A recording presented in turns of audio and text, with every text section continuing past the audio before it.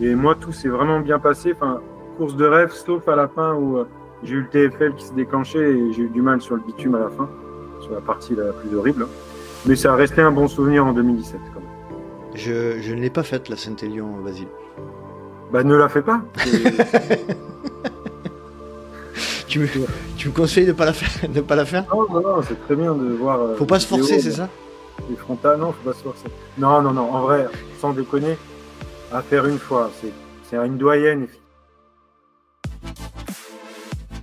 Salut à toi, je suis extrêmement heureux de te retrouver dans un nouveau numéro du Let's Ride Podcast, le podcast 100% consacré à la pratique et à la communauté du trail running. Et voici le retour des formats interview après une petite excursion par le Saparant Trail, par le demande conseil. On revient au basique et on revient au basique avec un invité que je vais vous présenter dans quelques instants, juste après le remerciement de tous les nouveaux et toutes les nouvelles Patreons et Patreons qui nous ont rejoints. Vous savez, les Patreons, c'est cette communauté de soutien participatif qui fait en sorte de soutenir justement le LTP dans le cadre de la mission de partage des connaissances, de partage de valeurs. Et vous savez à quel point le soutien est important pour le projet, puisqu'il n'y a pas de publicité et toute l'énergie qui est mise à votre service dans le cadre de ce partage justement est valorisée par le soutien participatif des donateurs de la plateforme Patreon, Patreon. Vous pouvez nous rejoindre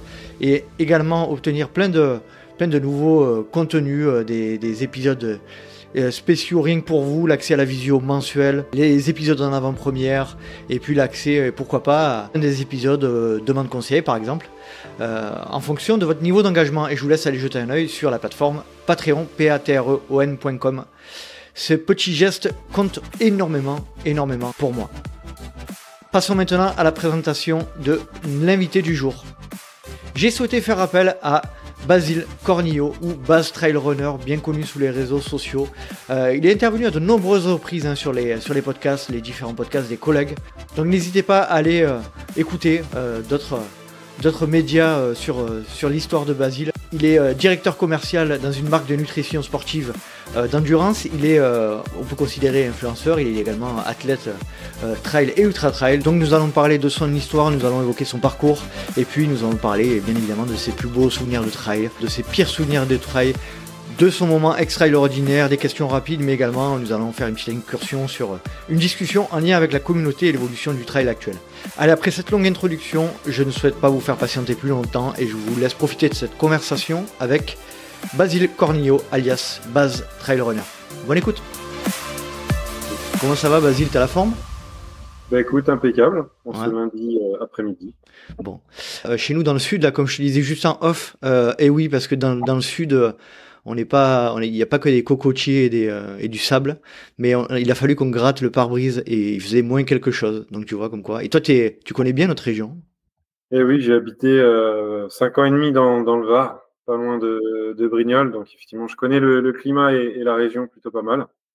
Et là, maintenant, j'ai migré un peu plus au nord à Annecy, donc on a un peu plus l'habitude de gratter que vous. Encore quelqu'un du milieu du trail qui a déménagé à Annecy, c'est pas possible, mais vous passez le mot, quoi. Ouais, Annecy, ça devient compliqué. Moi, je suis arrivé à un bon moment, mais là, c'est de pire en pire pour ceux qui souhaitent venir s'installer par là. C'est très compliqué maintenant. C'est clair. Alors on entend parler de toi beaucoup, Basile, parce que tu es quand même assez présent dans le milieu du trail depuis quelques années, assez actif sur les réseaux notamment, assez actif dans tout ce qui concerne la relation marque-athlète, etc. On va parler de plein de choses. Je pense que c'est intéressant aussi d'évoquer un petit peu l'évolution du milieu du trail avec toi qui l'as vu aussi évoluer. Et puis mine de rien, tu es quand même aussi pratiquant. On va aussi parler du mute que tu as fait à plusieurs reprises. Je crois qu'il était passé dans un podcast de Guillaume Lalu pour parler de ça. Alors j'ai fait volontairement exprès de ne pas écouter ces épisodes-là pour pas être influencé. Avant tout, Basile, pour ceux qui ne te connaissent pas, est-ce que tu pourrais te présenter d'un point de vue un peu général? Ouais, bien sûr. Donc, je m'habille. Oula, ça commence bien. Ça commence je m'appelle Basile. J'ai 41 ans maintenant. Ah bon, encore un point commun, tu vois. Ouais, 82, toi aussi? Ouais, 82. Ouais, c'est la meilleure des années. Eh oui. Donc, j'ai 41 ans. J'habite à Annecy maintenant. J'ai passé 5 ans et demi dans le Var. Et sinon, je suis né en Île-de-France et j'ai vécu jusqu'à mes 32 ans en Île-de-France. Donc, il y aura plein de choses à raconter là-dessus, notamment. Et sinon, sur les réseaux, pour ceux qui me connaissent ou ceux qui ne me connaissent pas, c'est @baz_trailrunner, tout simplement, avec beaucoup de sérieux et beaucoup de conneries aussi. C'est ce qui me caractérise. C'est clair. On s'est croisés au Festival des Templiers, me semble, l'année dernière, je crois, quand j'étais passé là-bas, enregistrer les épisodes. On te voit souvent dans les salons, etc., liés à tes activités. Mais bon, avant de parler de tout ça, l'idée, c'est de comprendre un petit peu d'où tu viens. Donc, tu as dit Île-de-France, c'est ça? Paris même ou non, région parisienne? Cas d'identité, je suis né dans le 93, mais je suis juste né au Lilas. Ça touchait Paris. En fait, j'ai habité jusqu'à mes 1 an et demi, 2 ans à Paris, après Cergy-Pontoise dans le 95 et après pendant plus de 20 ans à Malakoff dans le 92. Ok. Et donc un environnement plutôt urbain, j'imagine. Sportif ou pas? Ouais, moi c'était ma grande passion dès le plus jeune âge, c'était le basket. Donc jusqu'à mes 32 ans, c'était basket. Rien d'autre. Donc j'ai joué jusqu'en National 3 au basket. Et je mangeais, je vivais, je dormais basket. Passionné. Tu faisais partie comme moi de la période Michael Jordan où on regardait la NBA à la télé avec Georges Eddy, etc. Ça te parle? Du matin, fallait se lever, ça se méritait plus que maintenant, quoi. Il n'y avait pas tous les réseaux, les résumés. Il y avait encore les cassettes VHS et Tutti Conti, donc c'était une autre époque. Hein. On vieillit. Hein. Tu sais que je regarde depuis pas très longtemps, je me remets à regarder la NBA et je me rappelle quand j'étais gamin effectivement ces images. Il y avait, je me rappelle avoir acheté une cassette VHS d'un documentaire sur Michael Jackson à l'époque. Pardon. Michael Jordan, pardon. La même génération. C'est pas le même sport. Ils ont fait des pubs ensemble. C'est vrai. Mais tu vois, ça nous ramènera pas nos 10 ans quoi. Mais toi, pareil, t'étais passionné par ce sport. Pareil, ouais. J'avais les posters, j'avais les petits paniers de basket dans ma chambre. Je regardais, ma mère avait pris Canal+, qui était exceptionnel à l'époque. Je regardais les matchs et où je les enregistrais. Et puis j'avais un stock, une armoire de cassettes VHS de tous les matchs. Donc puis j'ai acheté tous les albums Panini. Les albums Panini. Putain, pas Panini, c'est basket, c'était pas Panini, mais les équivalents quoi, au niveau basket. Et donc tu pratiquais toi-même, véritable passion. T'as des frères et des sœurs du coup Non, j'ai un demi-frère. Ouais. Demi-frère, mais sinon oui, depuis l'époque, j'ai commencé en Benjamin. Ouais. Benjamin, minime, cadet, espoir. À l'époque, il y avait des catégories espoir. Maintenant, il n'y a plus. Senior jusqu'en National 3. National 3, ça représente quoi en termes de niveau? T'as Pro A, Betclic, maintenant Pro A, Pro B, N1, N2, N3, c'est la 5e division. Ouais, donc c'est un niveau national où tu prenais, tu faisais des déplacements dans toute la France, etc. pour jouer quoi. Ouais, on avait le quart, en fait c'est le quart ouest, Normandie Nord et un petit peu de l'Est aussi. D'accord. Qu'est-ce que tu trouves dans cette pratique du basket de manière un peu générale? C'était quoi pour toi c'était la compète, c'était les copains, c'était quoi? Je sais pas vraiment, enfin j'arrive pas vraiment à l'expliquer parce que je ne sais même plus par quel moyen je suis tombé dedans. Tu vois, j'ai pas de souvenirs, mais pour moi, mes souvenirs de jeunesse, c'est que du basket et j'ai aucun autre souvenir d'autres sports. Tu vois, c'est vraiment que du basket. Et peut-être un peu de tennis au bout d'un moment. Avec l'époque de Federer et Sampras, enfin surtout Sampras qui m'avait bien marqué à l'époque, les Cougas et tout, mais sinon, ouais, je saurais pas trop l'expliquer. Et après, c'était vraiment compète, perf. Je suis toujours un compétiteur, donc j'ai toujours aimé cet esprit-là. Et après, il y avait une ambiance particulière, un peu. Alors américain, j'ai jamais été pour l'American Dream, mais c'est vrai que il y avait un côté beaucoup des paysans et attirant et passionnant.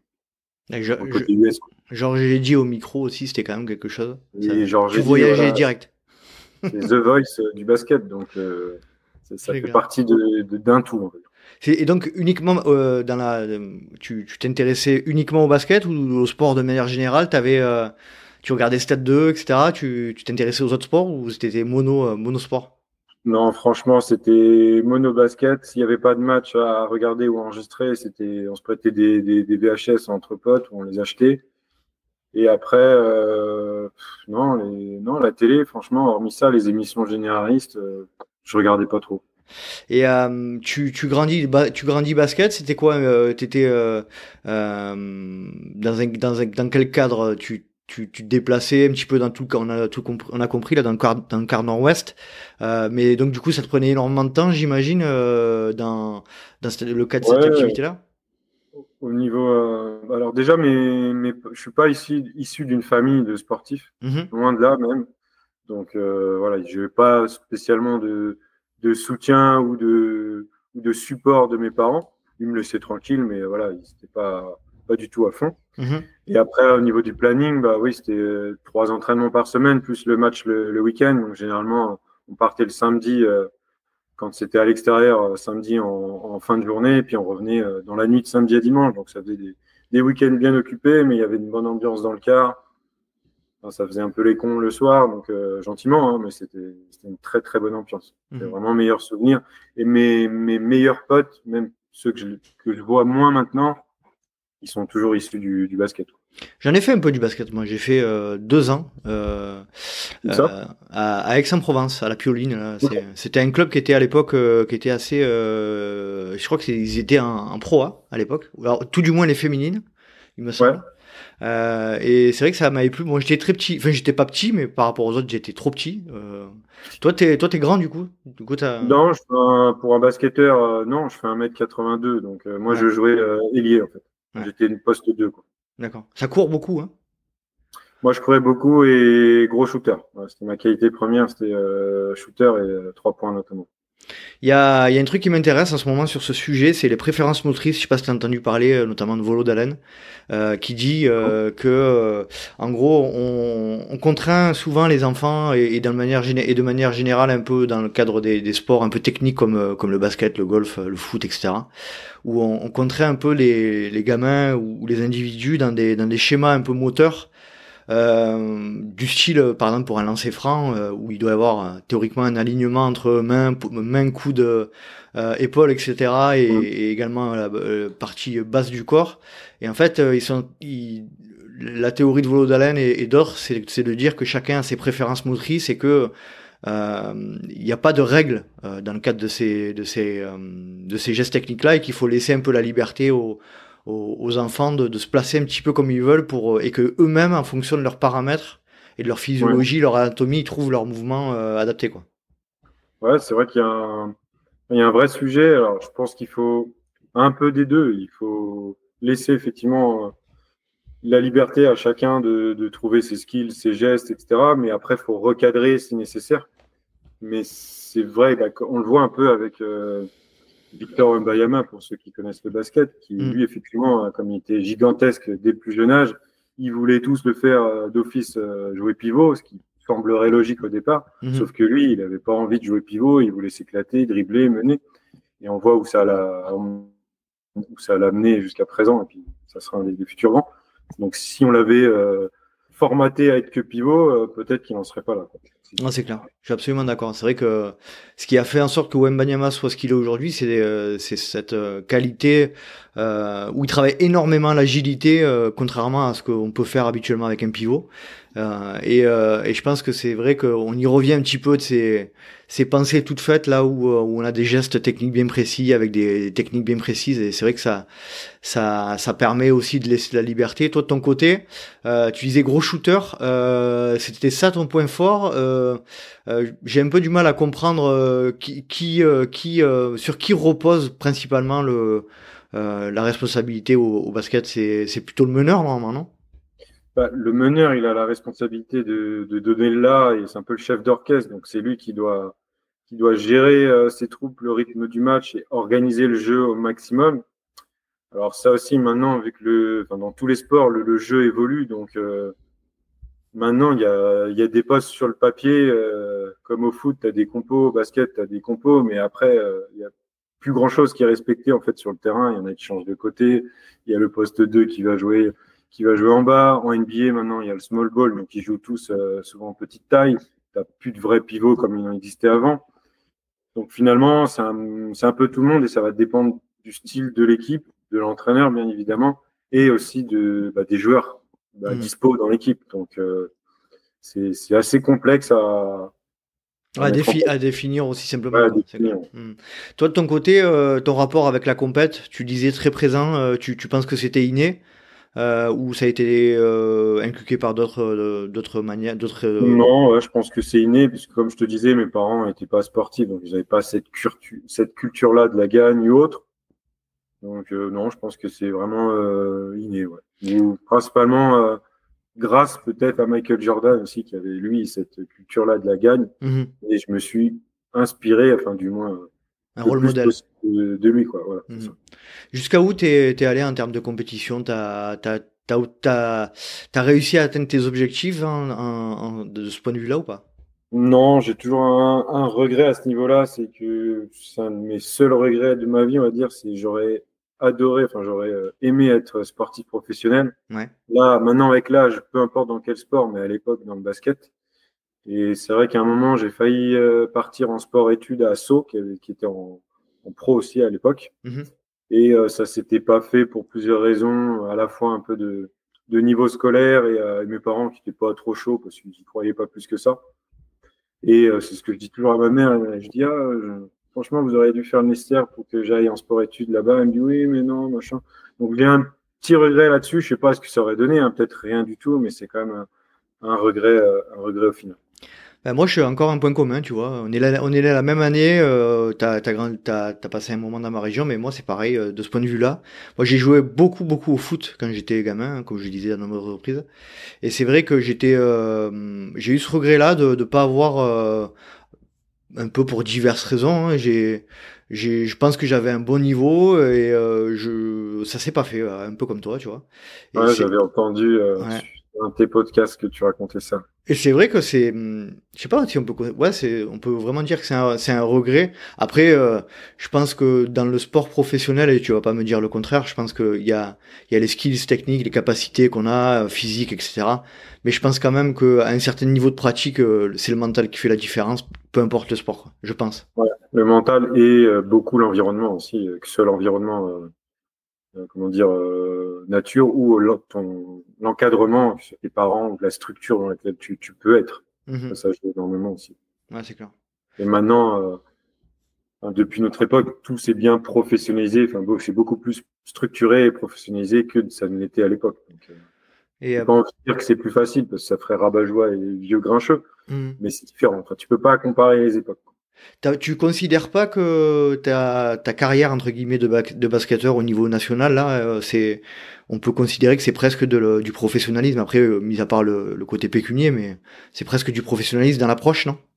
Oui, bah, en tout cas, tous les joueurs que l'on était, dans notre tête, on faisait tout comme si on était professionnel. Après, sur le papier, on n'y était pas parce que c'était niveau amateur, mais il y avait quand même un petit peu de financier à échelle très très modeste, mais il y avait quand même un petit peu de financier certaines années en jeu. Donc c'était un peu la cerise sur le gâteau. On faisait principalement pas ça pour l'argent à l'époque, et ça en faisait partie, quoi. Donc dans notre tête, et même je fais le rapprochement à date avec ma pratique du trail, même avec mon niveau, mon âge, tout ce que je fais, dans ma tête, je le fais comme si j'étais un professionnel. Ouais, t'as une approche très sérieuse de la pratique du sport, Voilà, c'est c'est clair. ça. Et ça, t'as réussi un peu à analyser d'où ça devient cette approche, on va dire, c'est quoi? C'est très cartésienne, c'est quoi? Ouais, j'ai toujours été perfectionniste à tout niveau. Alors c'est un défaut, mais pour moi c'est plus une qualité qu'autre chose. Donc et j'ai été aussi, enfin je suis toujours jusqu'au boutiste. Donc quand je veux faire quelque chose ou que je m'engage dans quelque chose, je veux le faire à fond, quoi. Et je mets tout en œuvre pour y arriver. Et si j'y arrive pas, bah, pour moi c'est la déception ou ça m'énerve, quoi. Donc du coup, enfin, m'énerver, non, mais j'ai vraiment envie de me donner les moyens d'atteindre ce que je me suis fixé. Et l'école dans tout ça, cette période-là, donc t'as arrêté le basket déjà, la première question que je voudrais poser avant de parler de l'école, c'est t'as arrêté le basket à quel âge et pour quelle raison? Alors, j'ai malheureusement eu les croisés à 30 ans. Ouais. Donc, et on va dire au pic de ma forme et au sommet de ma forme au niveau basket. Donc, croisé, donc le truc classique, on va dire. Donc, grosse galère pour revenir. J'ai bien mis 1 an et demi, 2 ans pour revenir parce que j'ai resubi une opération derrière. J'ai pas eu un suivi optimum. Mhm. Pareil, maintenant, les opérations des croisés, ça a bien évolué. Ça, c'est toujours une grave blessure, mais tu te remets beaucoup plus vite. Moi, ça a été très long. Ensuite, j'ai bien repris, mais à un niveau inférieur. Et j'ai arrêté le basket, en fait, à la suite de mon déménagement dans le sud. Ouais. Où là, c'était une combinaison de plusieurs éléments. J'avais à la fois le sens d'avoir fait le tour au niveau basket, et arrivant dans le sud, dans une région bien plus jolie et bien plus nature que l'Île-de-France, j'avais pas envie de me réenfermer, pardon, je vais y Mhm. arriver, Mhm. 3-4 jours dans un gymnase, alors que dehors, tu as un paysage de malade, il fait beau et tu peux aller crapahuter, quoi. Donc en gros, c'est ces facteurs-là qui ont fait que j'ai arrêté.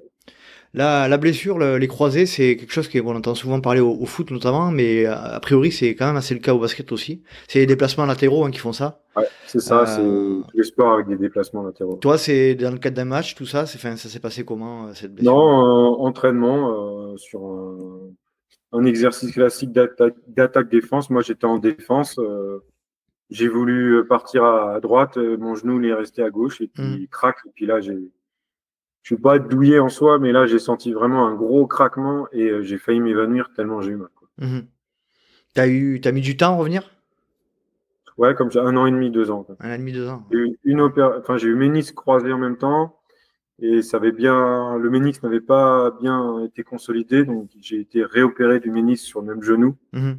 Donc du coup, ouais, 1 an et puis après encore 6 mois avec le ménisque, puis le temps de se remettre vraiment en forme, on va dire 2 ans, quoi. C'est un sujet, peut-être que tu en reparleras un peu plus tard dans le cadre de ta pratique du trail. C'est un sujet qui est hyper intéressant, la gestion psychologique notamment de la blessure, hein, dont on parle pas souvent, mais en définitive. Mais pour un sportif, je pense que les non-sportifs ne peuvent pas forcément comprendre ce qu'on peut ressentir quand on est blessé et que Mm. ça nous éloigne de notre terrain de jeu ou de nos...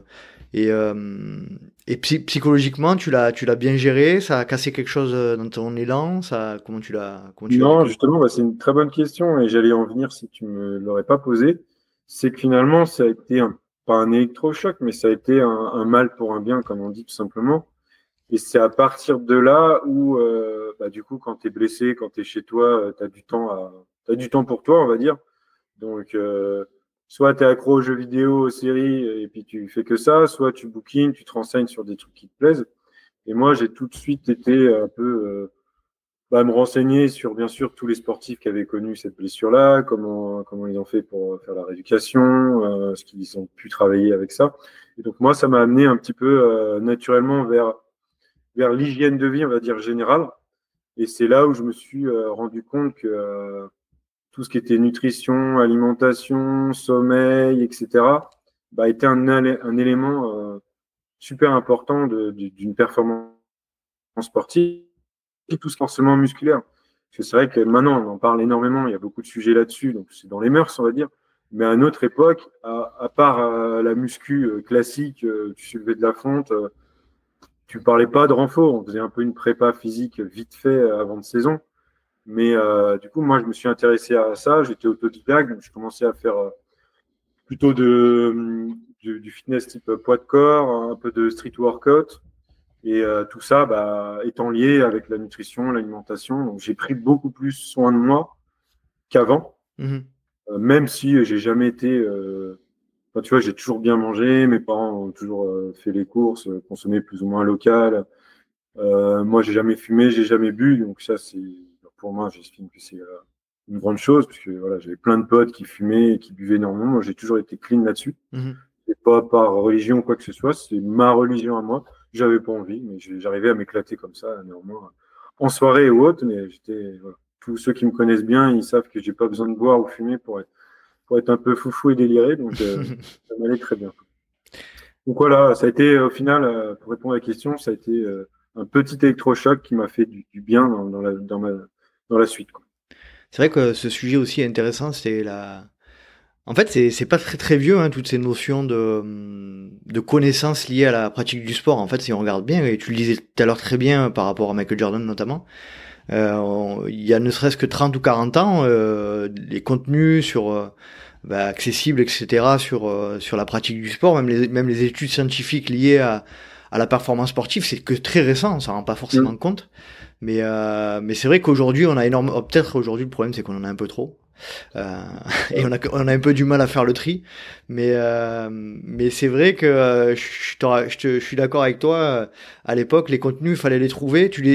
Comment tu t'es allé à la bibliothèque? T'avais fait comment pour trouver ces Bah contenus? là, c'était dans les années 2007, entre 2007 et 2010, donc il y avait quand même Il y avait Internet. Internet, ok. On Il n'est y pas avait un si vieux, on peu n'est pas si vieux que ça. Vas-y, c'est voilà, bon. pas si vieux quand même, mais il y avait un peu d'Internet et pas mal de bouquins, mais du moins, tu n'avais pas autant de choses, tu n'avais pas une matière aussi importante que maintenant.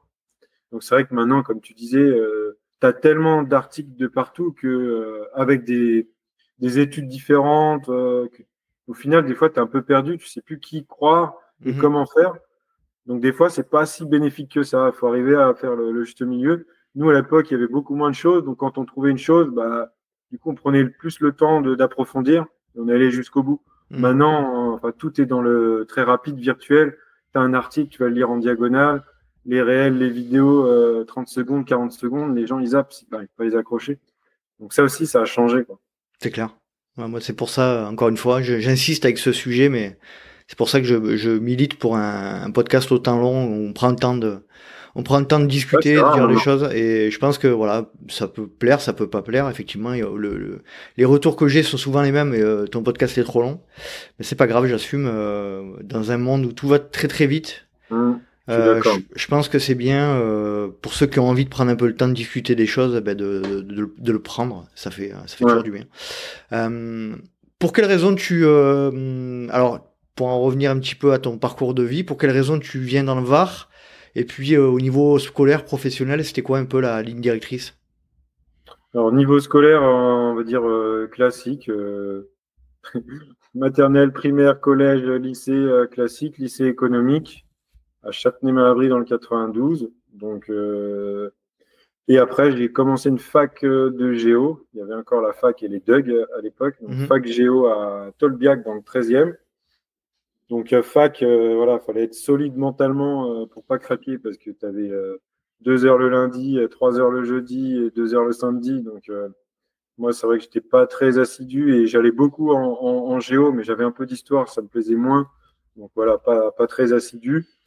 Et à une époque mais aussi je te où, coupe, Basile, mais ouais, c'est contradictoire avec ce que tu laisses paraître depuis le début, c'est-à-dire quelqu'un de très sérieux et très organisé, tu vois. C'est quand même fou non, à quel ouais, non, point de non. voir que la fac, c'est quand même un En milieu fait, spécial. c'est le cadre de la fac qui a fait que bah, je Ou me suis pas senti le dedans. non-cadre. Voilà, le non-cadre. Et Tolbiac, c'est un peu, pour ceux qui connaissent, c'est un peu Tchernobyl. Hein. Tu as l'impression de rentrer dans Tchernobyl, c'est moche à souhait. Et puis voilà, j'avais 18 ans, 19 ans, c'est l'époque où tu vas un peu en soirée infirmière, tous ces trucs-là. Et puis j'avais besoin de bosser parce que je voulais mon indépendance. Donc j'ai vite travaillé au final pour avoir mon appartement. J'ai eu mon premier appartement à HLM à 18 ans, je crois d'ailleurs. Donc Mhm. j'ai vite été indépendant à ce niveau-là. Donc je faisais pas mal de boulot en intérim, plutôt dans la vente, le luxe prêt-à-porter, etc. Donc, à l'époque, je gagnais plutôt bien avec tout ce qui est prime, etc. Mais au bout d'un moment, j'en ai eu marre et je me suis dit, bon, qu'est-ce que je fais vraiment? J'aimais la géographie, tout ça, avec mes parents, quand on faisait des vacances. C'était toujours moi qui organisais un petit peu, qui prenais les cartes routières. Je dis, il faut aller là, il y a ça à voir, ça. Donc, j'avais ça un peu en tête. Et bah, du coup, je me suis un peu, naturellement tourné vers le tourisme. Et j'ai fait une formation d'agent pour devenir agent de voyage, pour travailler dans les agences de voyage. Mhm. J'ai fait ça sur une formation accélérée à l'agence Format. Et après, j'ai été embauché directement à la suite d'un stage dans une agence Thomas Cook à l'époque. J'ai fait 7 ans chez Thomas Cook. Et après, j'ai bifurqué en commercial dans le tourisme aussi, chez Exotisme, qui est une boîte très connue dans le sud parce que Mhm. c'est à Marseille, qui est Mhm. un voyagiste spécialisé dans les villes tropicales, donc Caraïbes, Océan Indien, Polynésie.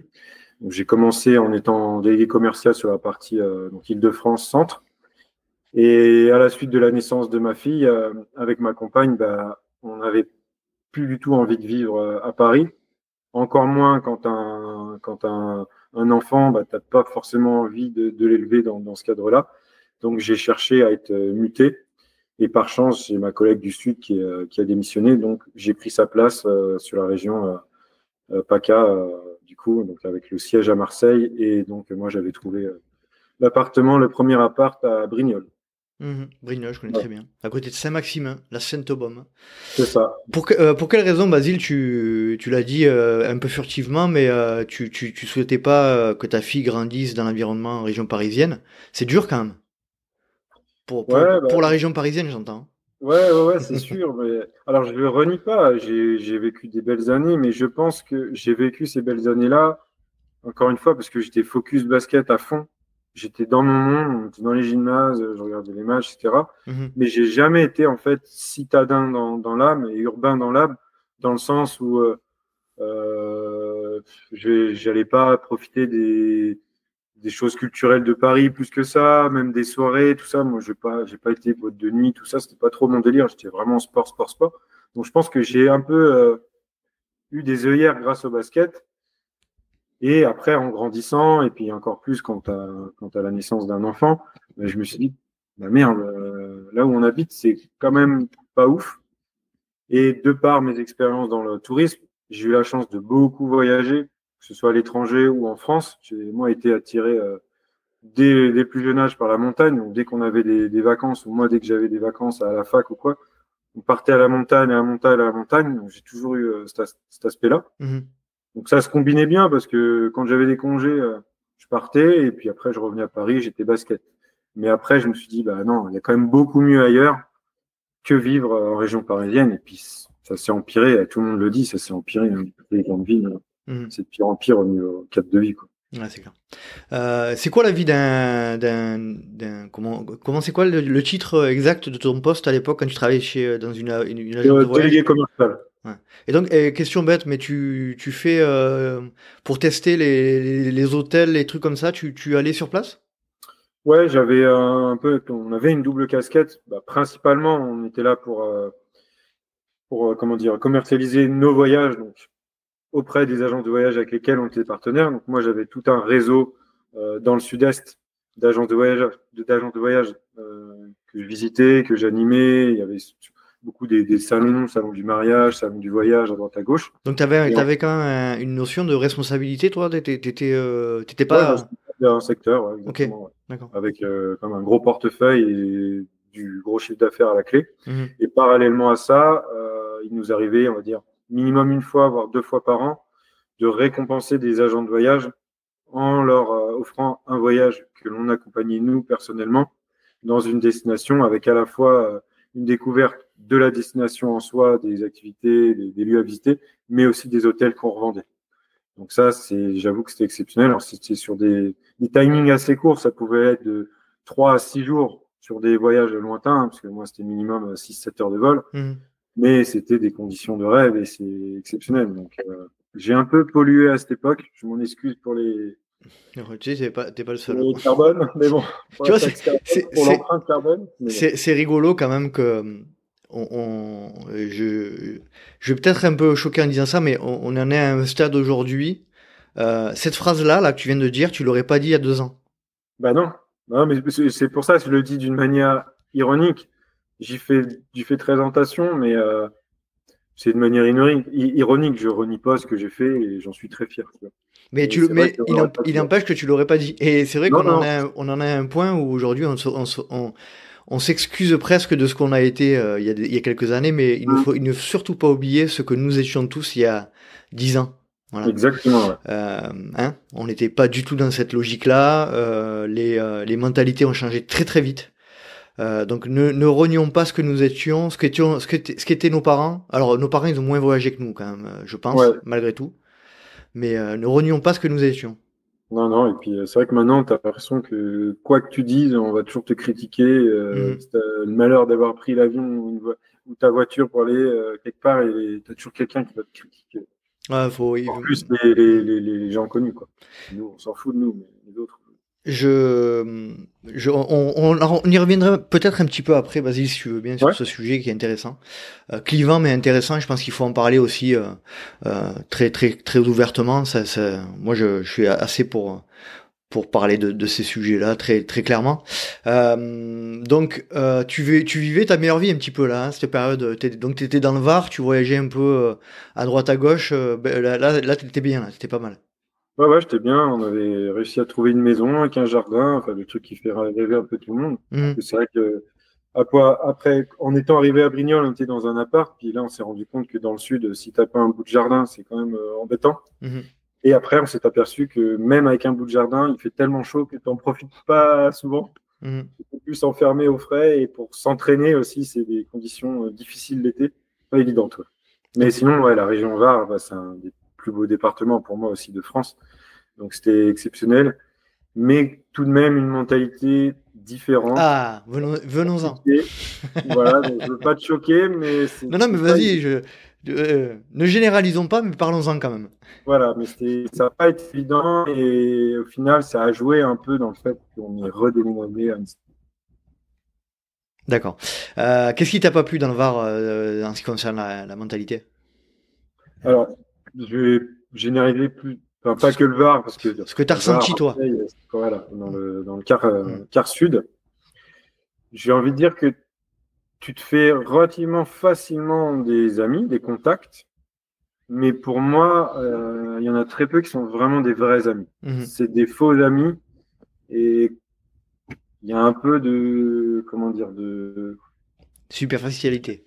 ouais, superficiel et quand on peut te mettre un coup de couteau dans le dos, on le fait.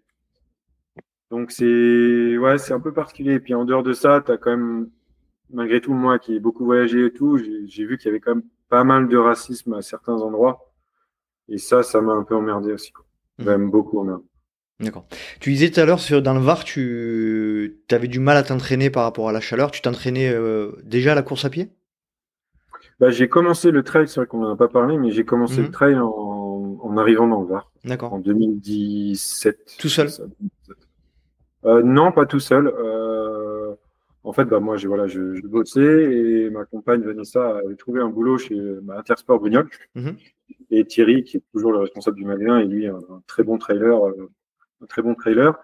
Et il me voyait sportif, je venais chercher Vanessa en fin de journée. Il me voyait avec ma carrure de basketteur en débardeur. Il me dit, oh, bah, lui, il doit faire du sport. Et il m'a proposé un soir d'aller courir. Je savais absolument pas ce qu'était le trail. J'avais dû courir 3 fois dans ma vie au cross de l'école comme tout le monde et puis en faisant un peu de prépa pour le basket. Et c'est lui qui m'a vraiment initié au trail à tout niveau, qui m'a tout expliqué ce qu'il fallait faire, les entraînements, ce qu'il fallait acheter comme godasses, des sacs, comment marcher le système de points à l'époque pour faire l'UTMB, les cotes ITRA. Enfin, voilà. Directement, directement. On te parle Ouais, ouais, directement du TMB, cash. petit à petit, mais moi je partais, enfin le trail, je savais pas ce que c'était du tout, quoi. Mhm. T'as eu ton mentor, comme moi j'ai eu le mien. Ouais, Salut, c'est salut ça. Christian. Donc c'est important ça d'avoir des mentors, des Ouais. gens qui t'expliquent. Et est-ce Mm. qu'il avait les conseils dans le sens, tu sais, parce que en fait quand tu transmets une discipline à Passion, quelqu'un ouais. tu lui transmets des valeurs en fait sans t'en rendre compte, tu sais. Mm. Euh, on rigole souvent avec l'esprit trail, les valeurs trail, etc. Mm. Il t'a transmis ce genre de choses? Ouais, ça, franchement, non, non, il ne m'a transmis que des bonnes choses. Et d'ailleurs, je l'en remercie comme toi, tu l'as fait avec Christian, je crois. Mhm. Donc, il y a juste, après coup, maintenant, moi qui bosse dans la nutrition, où les conseils nutritionnels n'étaient pas forcément les bons. Mais bon, ça a bien évolué aussi, hein, comme tout. Ah, c'est Mais clair. sinon, pour le reste, non, non, que des bonnes choses. Et bah, je me calais sur son programme d'entraînement qui faisait, lui, sa sauce, mais ça m'allait très bien. Et il m'a appris énormément de choses dans tout le milieu du trail de manière très large, quoi. Tes premiers pas de trail, donc c'est, j'imagine, côté Sainte-Baume, là, côté Saint-Maximin, Brignoles, tout ça. Hein. C'est pas des terrains faciles, hein. T'as pas choisi le plus simple, hein. Ouais, c'est de la caillasse, hein. C'est de la bonne caillasse du La sud. bonne caillasse, hein, mais, Encore, ça va, c'est arboré là-bas, ça va. ouais, ouais. Mais une fois que tu as connu ça, après, tu passes un peu partout. Donc, C'est c'est ça. ça qui est bien. Et ça m'a donné, maintenant, on en reviendra peut-être après, mais dans ce que j'aime faire au niveau des courses, moi, s'il n'y a pas de caillasse, s'il n'y a pas un peu de technique, je m'emmerde. C'est un déclic là, ces premiers moments de travail avec. Comment il s'appelle que tu disais Pardon? Thierry. Thierry. Ouais, ça a été un vrai déclic et j'ai tout de suite été à fond dedans. Puis le côté compétiteur où eux ils se tiraient la bourre, il y avait toujours, ça c'est un peu dans l'esprit trail aussi, le fameux mesurage de quéquette. Donc du coup on était vraiment là-dessus. Et moi étant compétiteur, étant novice, moi je voulais montrer que même en étant novice, je pouvais être bon et je pouvais en dépasser certains de la bande avec lesquels on courait. Donc ça s'est fait comme ça. Puis au final, c'est bon enfant, tout le monde se tirait vers le haut et c'est ça qui est génial. Donc tu t'es fait tes premières sorties trail au seuil comme tout le monde, quoi. Ouais, plus qu'au seuil, je pense que j'étais à I8 là, même. Avec des Hoka, je me souviens, pardon Hoka, hein, mais les premières chaussures qu'on m'a fait acheter, c'était les Speedgoat, les toutes premières. Je les ai fendues en 1 heure. Fendues au milieu, c'était la série qui était morte là. Du coup, j'ai dit plus jamais Hoka. Et puis après, j'ai changé de chaussures. Mais voilà, ça m'avait marqué. Tu sais que je me rappelle de. Moi, j'ai commencé le trail en 2012. Et je crois qu'en 2013 ou 2014, Oka venait à peine Enfin, tu les voyais de plus en plus un peu dans le milieu. Ils commençaient à se déplacer sur les courses pour faire des stands, pour montrer leurs chaussures, faire les testings, etc. Je me rappelle du trail du Cousson qui n'existe plus aujourd'hui à Digne. Ouais, Cousson, ouais. Tu l'as couru, celui-là? Non, mais je le vois très bien, ouais. Et ils étaient venus faire les tests, avec leur petite tente, ils étaient venus, et j'avais vu ces chaussures-là.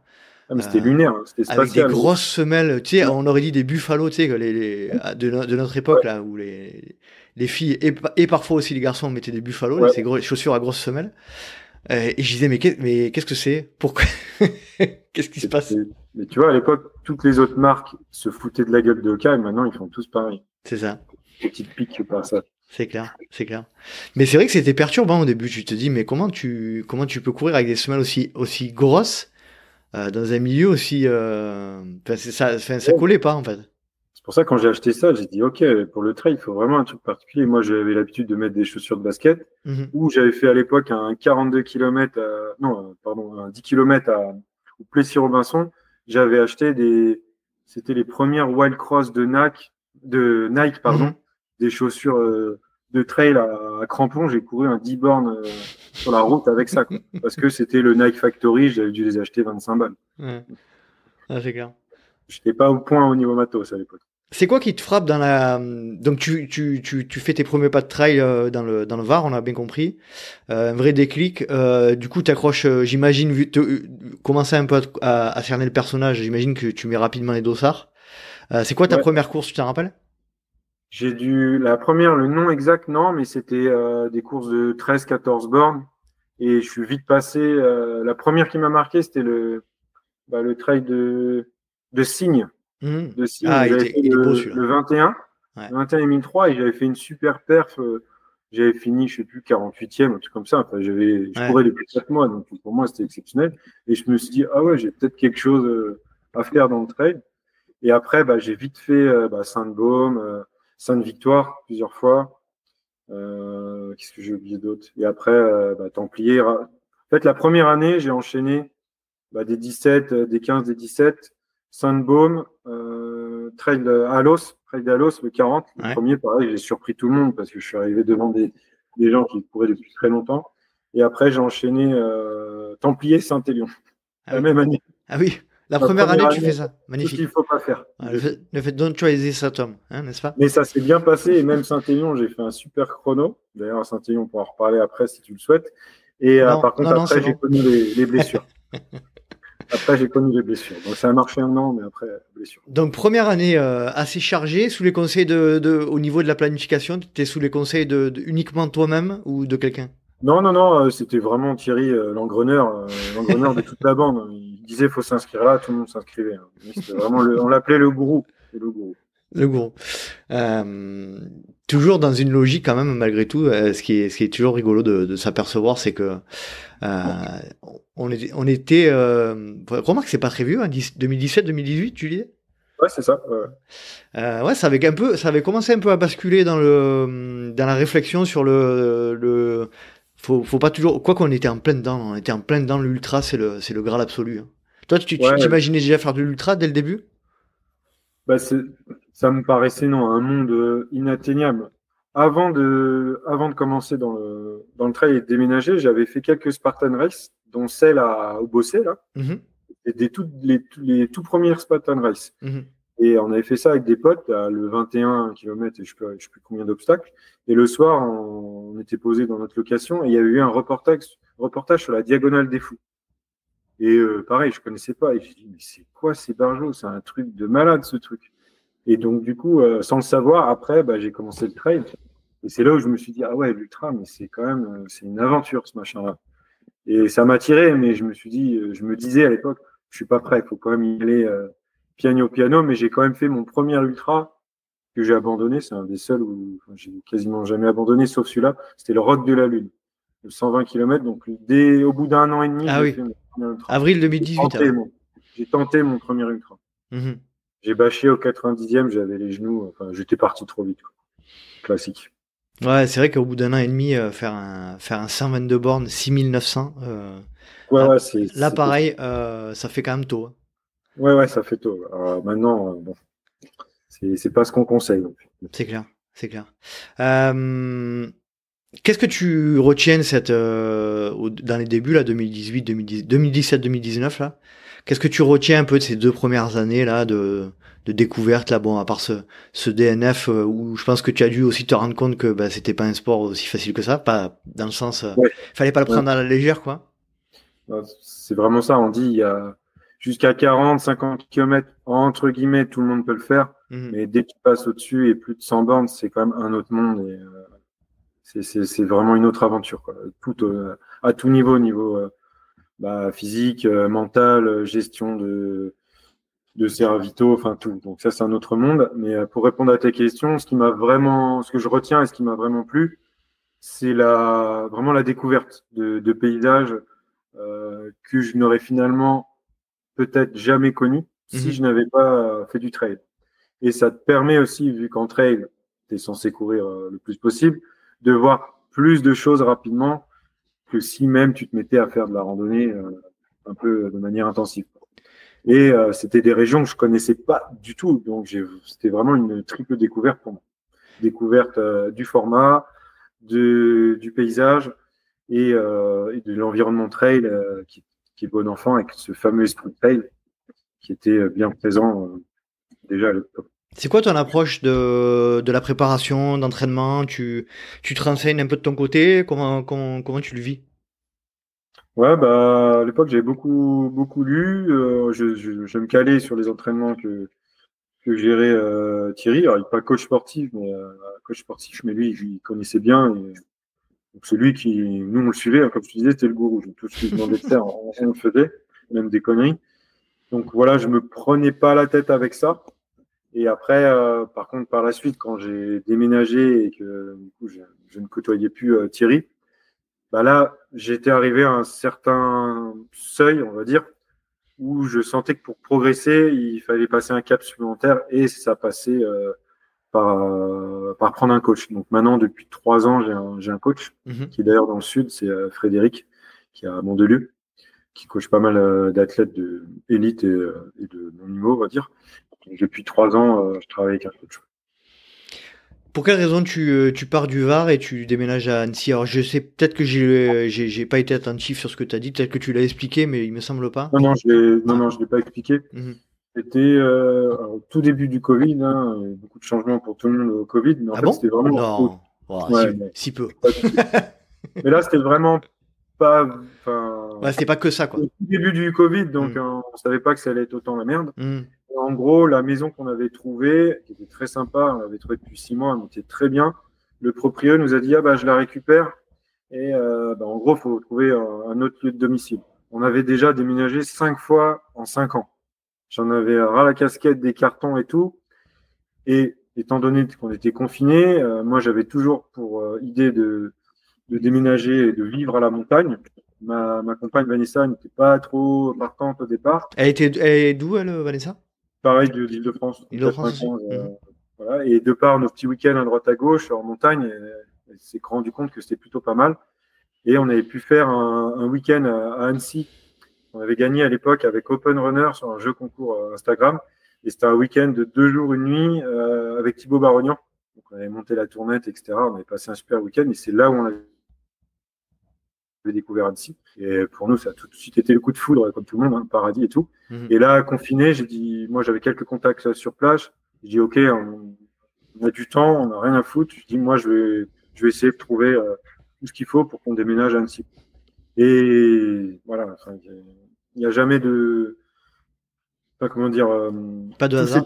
Voilà, pas de hasard, tout s'est bien goupillé. Elle a réussi à trouver un travail très rapidement. Il a fallu qu'on déménage en 2 semaines.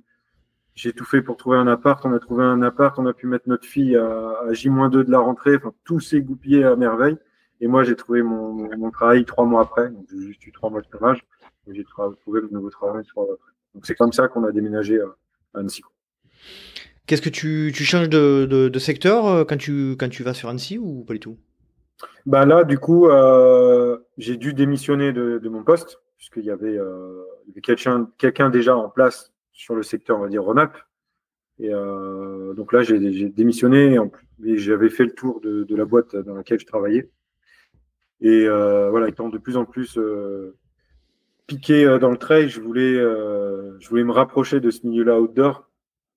Donc il y a eu le trail, puis j'étais très intéressé par la nutrition. Donc c'est comme ça que je me suis rapproché du milieu de la nutrition. Et c'est grâce à ça que j'ai trouvé 3 mois après notre arrivée à Paris le poste chez Baou, sans les citer. Donc voilà, je voulais vraiment travailler dans le milieu outdoor, être encore plus proche de la nature et que ça soit un milieu outdoor, sport et nutrition dans l'idéal. Donc c'est vraiment ce que j'ai trouvé au final.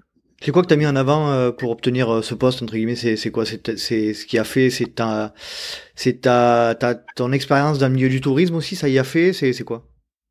Non, c'est vraiment au feeling, au culot. Je vais te dire clairement comment ça s'est passé. Je suivais la marque dès les débuts, parce que la marque existe depuis 2017, donc c'est mes débuts à moi en trail, entre guillemets. Et moi, j'avais testé plein de marques de nutrition, dont Baou à l'époque, avec des recettes très, très clivantes et très particulières qui ont bien changé depuis. Et via des petits jeux concours, j'ai fait quelques animations, quelques posts, des recettes à l'époque du confinement, voilà, enfin, des trucs classiques. Donc j'avais sympathisé avec l'équipe de l'époque comme ça.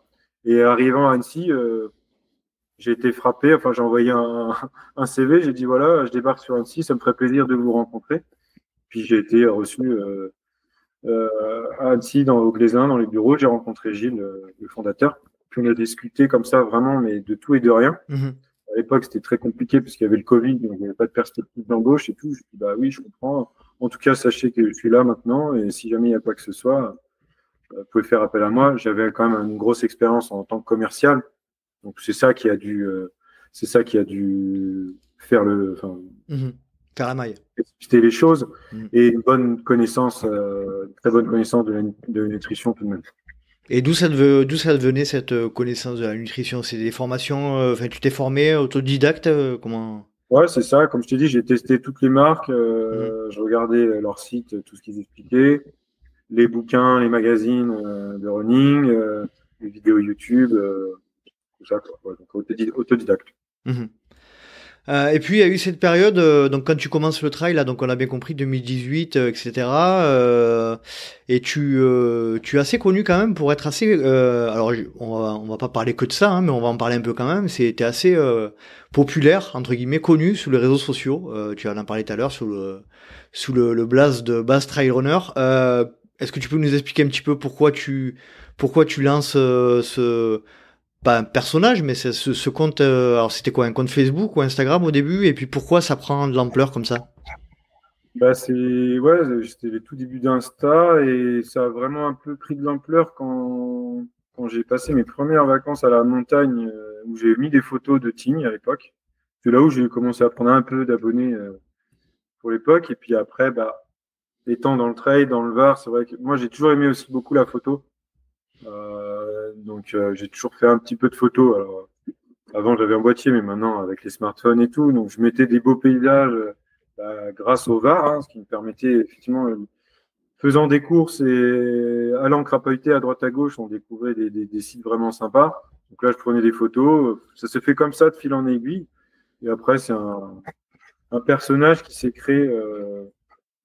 Il n'y avait pas derrière de pensée, ça s'est fait tout seul et Après, je m'en suis amusé et j'ai toujours été plein d'autodérision et je me prends pas la tête. Et d'ailleurs, mon leitmotiv, pour ceux qui voient dans ma bio, c'est plus enflure en sueur que influe en sueur. Donc voilà, c'est un petit jeu de mots parce que alors, je suis considéré comme un influenceur pour certains, mais je m'en amuse et c'est pas une fin en soi et je me prends pas la tête avec ça. J'ai la chance de pouvoir en profiter sur certains points, mais voilà, c'est pas pour moi c'est pas the Graal d'être influenceur. Je sais pas combien de cas. T'as beaucoup de détachement, de recul Oui, voilà, c'est sur ça. pas c'est Mais, pas mal. mais malgré tout, on est d'accord qu'on va pas se mentir. Le fait d'être reconnu sur les réseaux sociaux, ça peut être aussi un point d'appui ou une aide supplémentaire ben, ça peut Voilà, avoir des inconvénients aussi, on est d'accord, mais ça peut être un point d'appui. ça a plein d'avantages et d'inconvénients. Mhm. Moi, j'en garde que les avantages. C'est ma vision des choses, hein. Donc, puis voilà, encore une fois, je me prends pas la tête. Si je prends pas d'abonnés ou quoi, c'est pas bien grave. Si j'en prends, tant mieux. Enfin voilà, c'est pas une fin en soi pour moi. Mais néanmoins, j'avoue que ça m'a permis d'avoir plein de belles choses et de profiter de bons moments, que ce soit des expériences à droite à gauche où j'ai été invité, du matos que j'ai reçu gratuitement, etc. Donc ça, j'avoue, c'est quand même un sacré avantage quand tu connais le coût des choses maintenant. Mais voilà, donc il y a une réflexion là-dessus. Alors moi, je suis un petit influenceur, si on veut dire ça. Ouais, mais Mais c'est aujourd'hui, je pense que les marques ont compris que c'est vers ce genre de profil qui est intéressant d'aller.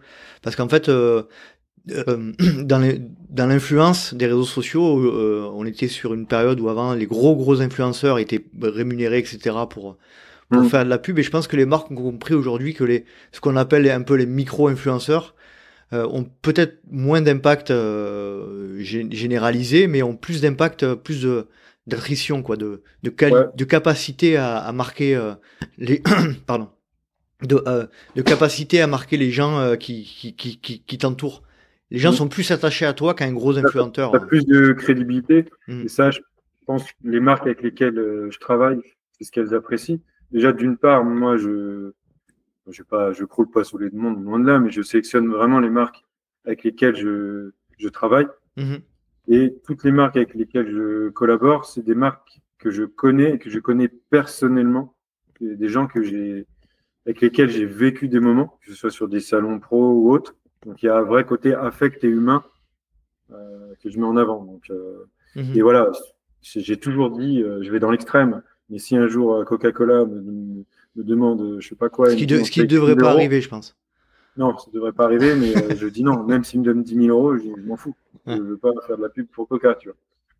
Donc après, voilà, c'est comme tout le monde, il y en a qui en profitent. Un jour, ils vont dire qu'ils sont véganes, le lendemain, ils vont vendre du cochonou. Mais après, il y en a qui ont une vraie crédibilité tout de même. J'aime bien Et l'exemple. il y a des marques qui, pour moi, sont bêtes, dans le sens où parfois, ils font appel à certaines personnes. Puis, ok, c'est du one shot, mais il n'y a pas de Il n'y a crédibilité pas de derrière. sens. Et, ça me dérange parfois. Tu Mhm. Sur le sujet des marques, moi c'est un sujet qui m'intéresse énormément puisque étant dans le milieu un peu médiatique, un peu pas connu, mais on va dire un peu reconnu par ce que je propose depuis fin 2019.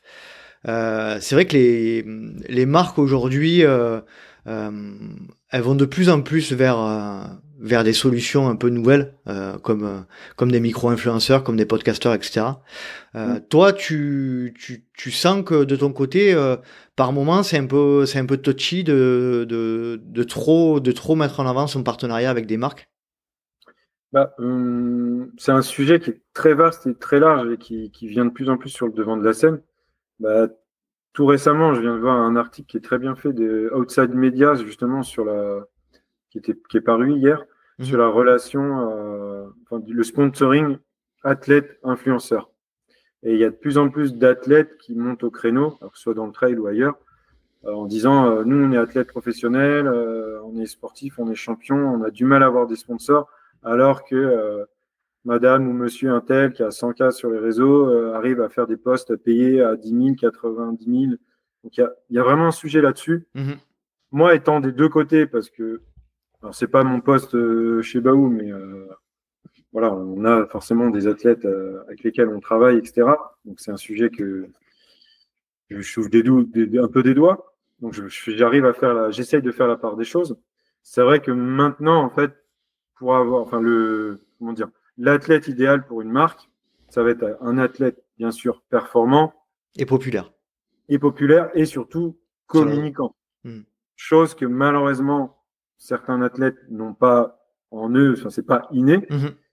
Donc, du coup, là, il y a un problème. Et c'est pour cela que maintenant, ça se professionnalise de plus en plus et que tu vois apparaître des agents sportifs pour les trailers ou des gestionnaires d'images pour des trailers qui vont gérer leur com, leur contrat, etc. Donc, ça, c'est dans la professionnalisation du trail. Là, on y vient. Ça y est, ça commence. On voit apparaître, donc, d'après toi, alors, c'est quelque chose que j'apprends, moi, des personnes qui s'occupent des intérêts. Ça montre qu'on est en train vraiment de passer un cap là, sur ce point de vue-là. Ça a commencé par les agences de com. Certains coureurs ou trailers ont fait appel à des agences de com pour gérer leur réseau sur telle et telle période. Et maintenant, tu commences à avoir, c'est tout récent, hein, mais des personnes qui se positionnent en tant qu'agents de sportifs. Alors, ça a toujours existé pour les sports les plus populaires où il y a le plus d'argent. On commence à arriver dans le trail, donc on passe une nouvelle étape. Ouais, je l'apprends. Donc c'est intéressant à savoir. On va y revenir un peu plus tard sur cet aspect populaire, évolution de la communauté trail, etc. On va juste revenir, si tu veux bien, sur alors encore une fois, hein, tu connais le podcast, tu sais que c'est un peu l'anarchie et j'en suis fier. C'est pas forcément toujours. C'est comme si on discutait. Voilà, exactement. C'est pas forcément toujours chronologique et c'est aussi ça que je recherche. Je laisse aller la discussion au gré de mes envies. C'est quoi pour toi le plus beau moment de trail que t'as vécu en tant que pratiquant? C'est au mute. Franchement, c'est au mute. Ah, ça nous fait encore un point commun, tiens. Ouais, le mute, ça a vraiment été Quelle année? 2019. 2019. Ouais. 2019 ou 2018. 2018, je crois. 2019. 2019. Ça a été mon premier ultra après l'échec du Rock de la Lune. Donc, ça a été mon premier ultra concrétisé. Ouais. Et en plus d'être un ultra qui plus est à l'étranger, à Madère, que je connaissais un petit peu, qui est une île pour moi, c'est un coup de cœur énorme. Ouais. Et bien sûr, on était plusieurs potes avec nos familles. Il y avait Vanessa, il y avait ma fille qui ont fait l'assistance. Et je me suis régalé. Et puis, j'ai fait toute la seconde moitié de course avec un Français que j'avais rencontré en courant. Et on a fait toute la seconde moitié de course ensemble. On s'est super bien entendu. Et tu sais un peu comment c'est. Au bout de 6 heures de course, tu as l'impression de connaître toute sa vie, que c'est ton pote le plus proche. Tu connais tous ses petits secrets, etc. Donc, on avait bien sympathisé. On a fait toute cette seconde partie de course-là ensemble avec des moments vraiment géniaux. Et il y en a un, je fais il n'a pas écouté le podcast, donc je peux le dire. En arrivant au Pico de Arriero, là, il y avait un point de ravito et puis il faisait méga chaud et on en avait un peu marre. Et il me dit, tu veux pas qu'on s'arrête de prendre une glace? Et je dis, putain, j'aimerais trop prendre une glace, mais j'ai pas pris de monnaie, j'ai rien. Il me dit, t'inquiète, j'ai de la monnaie. Du coup, on a fait un détour de 500 mètres pour aller au snack de Pico de Arriero, là. On est arrivé dans la queue, c'était au moment du déjeuner. Tout le monde faisait la queue pour prendre leur plateau, leur snack. Puis nous, on était là habillés en trailer avec notre dossard. Il me dit, vous avez quoi comme glace? Il m'a dit, j'ai des Magnum, machin. On n'avait pas envie de Magnum. On avait d'un truc frais, un sorbet. Il dit, il me reste des Calipos. Donc, on a acheté 2 Calipos et on est parti direct. On s'est retrouvé dans la descente à bouffer notre Calipo en courant. Les gens, ils étaient morts de rire. Et ça, c'est un souvenir franchement mémorable. Pico de Arriero, c'est lunaire. Hein. C'est vraiment. Ouais, c'est exceptionnel. Ouais. C'est lunaire. C'est un endroit. Non, Madère, c'est magnifique. C'est un des plus beaux trails que j'ai fait. Ouais. J'en ai fait pas mal. À l'étranger, pas tant que ça, mais pour moi, c'est un des plus beaux. Ouais. Alors, la question qui tue, est-ce que Madère est technique ou pas? Je vais faire un peu de chauvinisme avec le VAR. Non, c'est pas si technique que ça. Non. Moi, je dirais même c'est pas technique du tout. pas technique. T'as juste les escaliers qui sont chiants. Ouais, mais c'est pas technique. Des marches pas régulières. Donc, un coup, t'as une marche de 20 cm, un coup, t'as une marche de 45. C'est ça. Mais sinon, non, c'est pas technique du tout. C'est clair. C'est clair. On n'est pas sur on n'est pas sur des calanques, on n'est pas sur du VAR, on n'est pas sur de la diag, on n'est pas sur. C'est plus technique que l'UTMB ou la CCC. Bien plus technique. Je remets attaquer l'UTMB et la CCC. Donc ton plus beau souvenir, c'est le mute. Hyper intéressant. Comme ça, c'est ce qui me vient direct à l'esprit. Ouais, donc ça montre que c'est celui-là le plus beau. Ton pire moment de trail? Mon pire moment de trail, la Saint-Élion. Là, fallait que je le place. Obligé. C'est un peu mon running gag du moment. Pour ceux qui n'ont pas suivi Basile sur les réseaux, il nous propose des petites stories en ce moment sur la Saint-Élion qui sont succulentes. Je me suis mis enfin à la mode des rails ou des reels, comme ils disent les jeunes. Et j'ai fait une petite série sur la Saint-Élion. Je me suis bien éclaté à la faire. Le but, c'était de m'éclater déjà, puis ça a plutôt bien pris. C'est un peu un running gag courant que j'ai avec ma petite communauté entre la Saint-Élion et l'éco-trail aussi. L'éco-trail aussi, terrible. Alors, si on peut d'abord aller sur la Saint-Élion que tu as fait en 2017, c'est ça? C'est celle-là? Ouais, c'est la première année, là, je te dis. Première année. Ça a été un bon moment, non, franchement, j'en rigole, hein, c'est de l'humour noir. Mais ça a été un très bon moment. C'était une année très, très neigeuse et très froide. Et ça m'a marqué. Je suis arrivé à la bourre à Saint-Étienne, mais total. Donc, je suis parti vague 11. C'était la 11e vague. Donc, je suis parti 5400e. Et le gars, il dit, ouais, bon, la 11e vague, pour vous, le but, ça va être de finir, etc. Moi, compétiteur que je suis, forcément, ça m'a motivé. Je suis parti pleine balle. Et en fait, je suis arrivé 282. J'ai remonté 5200 personnes. Donc, mode Pac-Man ultime. Et moi, tout s'est vraiment bien passé. Enfin, course de rêve, sauf à la fin où j'ai eu le TFL qui s'est déclenché et j'ai eu du mal sur le bitume à la fin, sur la partie la plus horrible. Mais ça a resté un bon souvenir en 2017 quand même. Je ne l'ai pas faite, la Saint-Élion, Basile. Ne la fais pas. Tu me conseilles de pas la faire? Non, c'est très bien de voir. Faut pas se forcer, c'est ça? Les frontales, non, faut pas se forcer. Non. En vrai, sans déconner, à faire une fois, c'est une doyenne, effectivement. Oui. Il faut respecter la doyenne des courses, effectivement. C'est pas un trail. C'est comme l'éco-trail. Ça n'a que de nom. C'est l'éco, je sais pas quoi, c'est pas l'éco-trail. L'éco-trail que tu as fait bien plus tard, du coup. L'année dernière. Une erreur de vieillesse. Non, c'est parce que je bossais sur le stand avec Iron et Baou et je me suis dit, quitte à monter à Paris pendant l'éco-trail, bon, je vais quand même prendre un dossard. J'ai eu un dossard sur le 31 km et puis je m'y suis cassé les dents. C'est la pire course de l'année 2023. Ah ouais. Non, horrible. Par rapport à quoi? Par rapport à ta gestion ou par rapport à la course en elle-même? Les deux. Déjà, c'est pas un trail, faut dire ce qui est. C'est une course nature rallongée. Ouais. Et en plus, il y avait un côté sentimental parce que ça partait de Clamart et moi, j'habitais à Malakoff et j'allais me balader des fois dans le bois de Clamart. Donc, il y avait un côté sentimental. Donc, la partie dans le bois de Clamart, Meudon, c'est vite fait sympa, c'est de la balade, mais ils te font faire des tours et des tours, des boucles dans le parc. Et après, tu as 10 km horribles sur les quais. Horrible, quoi. C'est du bitume, après tu passes des feux rouges, tout ça pour arriver à la Tour Eiffel, pour que les gens prennent leurs photos. Moi, il y a tout, c'est un tout qui fait que... Et puis, je ne critique pas, parce que c'est bien de débuter le trail, parce que moi-même j'ai débuté le trail, il faut bien débuter un jour ou un autre. Mais c'est souvent des novices, comme à Saint-Élion, c'est la même typologie de coureurs. C'est très bien, je critique pas, mais tu as beaucoup de novices et ils ont l'impression qu'ils font leur premier trail. Mais je leur dis après coup, mais c'est très bien ce que vous avez fait, mais faites attention, ce n'est pas un trail. Si vous faites vraiment un trail après, c'est carrément différent. Donc je l'ai un peu en garde là-dessus. Là, ils me disent ouais, 300 mètres de dénive, j'ai jamais fait ça. Et tout. Je dis non, mais tu verras, c'est 2 petites montées, il n'y a pas grand-chose. Il n'y a rien de technique. Moi, je suis parti en ghost, 0 crampon, ça allait très bien. Ouais, effectivement, de toute manière, si on voit la définition du trail par l'ITRA, c'est 20% maximum de route pavée. Ouais, bah, l'éco-trail, il y a un petit calcul à faire, quoi. Voilà. Donc, je pense qu'on y est. La Saint-Élion, c'est pour ça, on est plus sur. Saint-Élion, c'est 60-40. Hein. Voilà, donc on n'est pas. Annoncé. Donc clairement, la Saint-Élion n'est pas un trail. Voilà. Non. Si on le met en relation avec la définition de l'ITRA, qui Hum. est l'association Ah, tu vois, j'avais internationale pas qui fait gaffe régit. à ça. Comment? J'avais pas fait gaffe à ça, donc je pourrais m'en servir dans mon argumentaire. Exactement.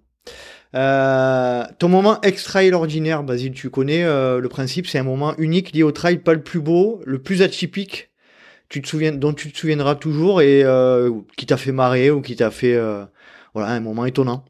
Ouais, si je peux me permettre, je vais en donner deux.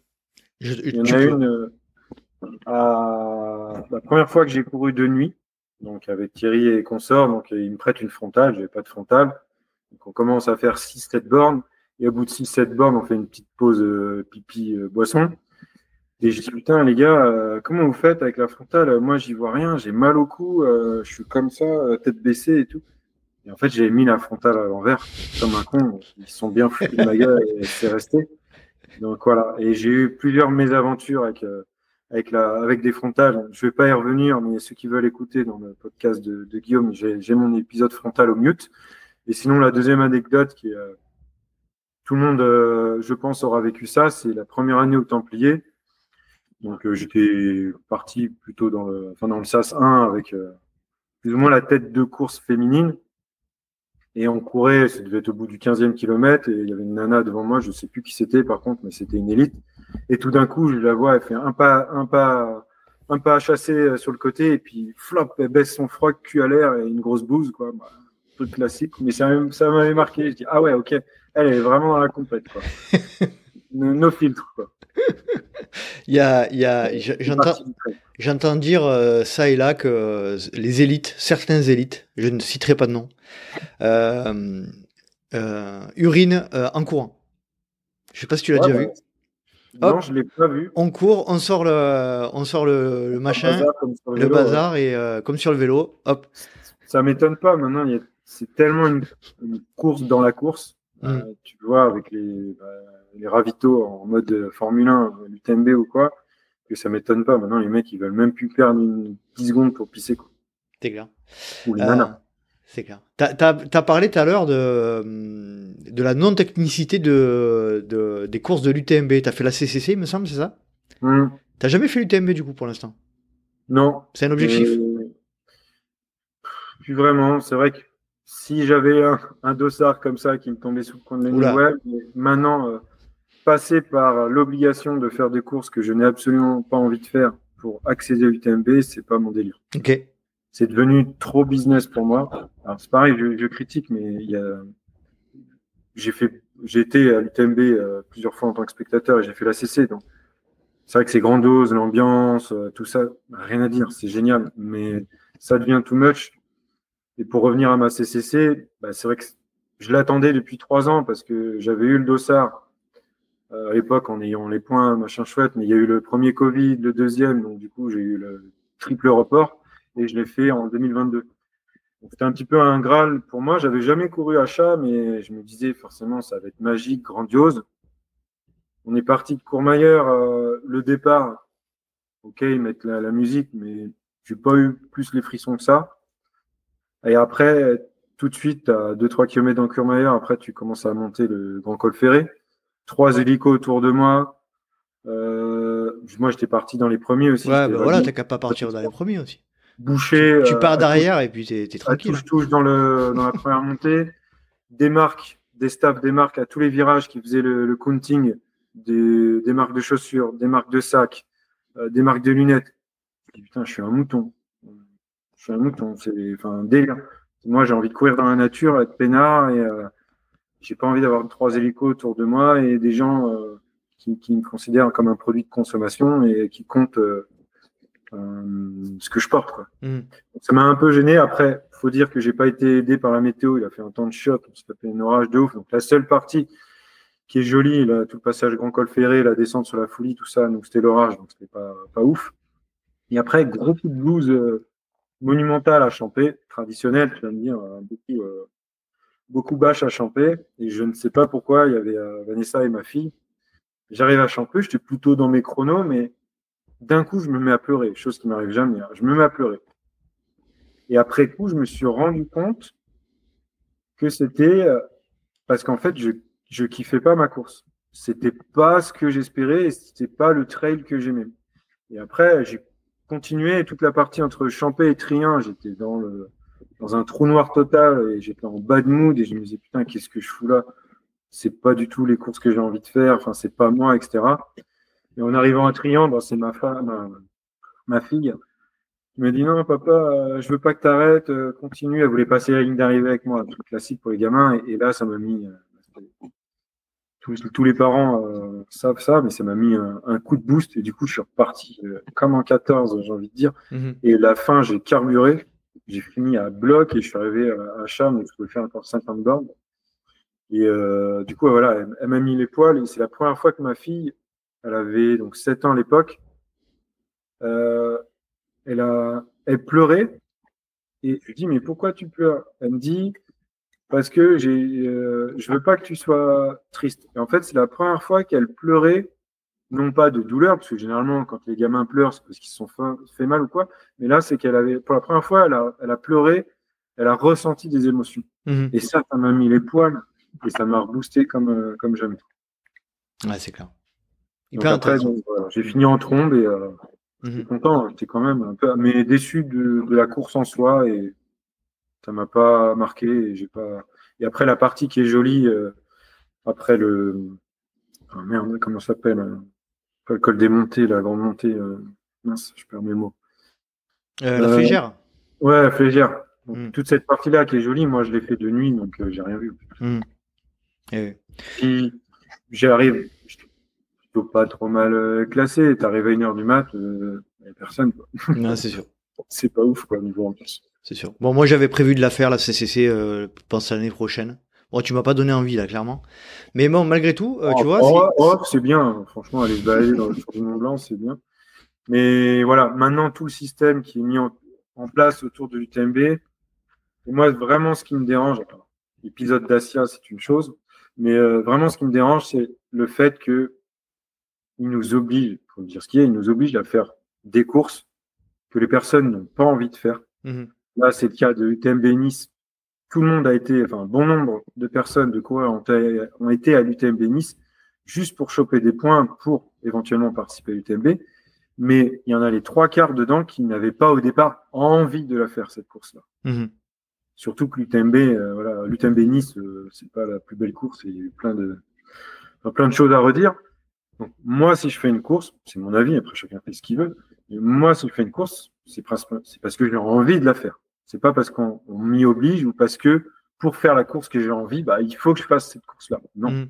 Moi, c'est pas quelque chose qui est concevable pour moi. C'est ça qui me dérange en partie dans le phénomène UTMB.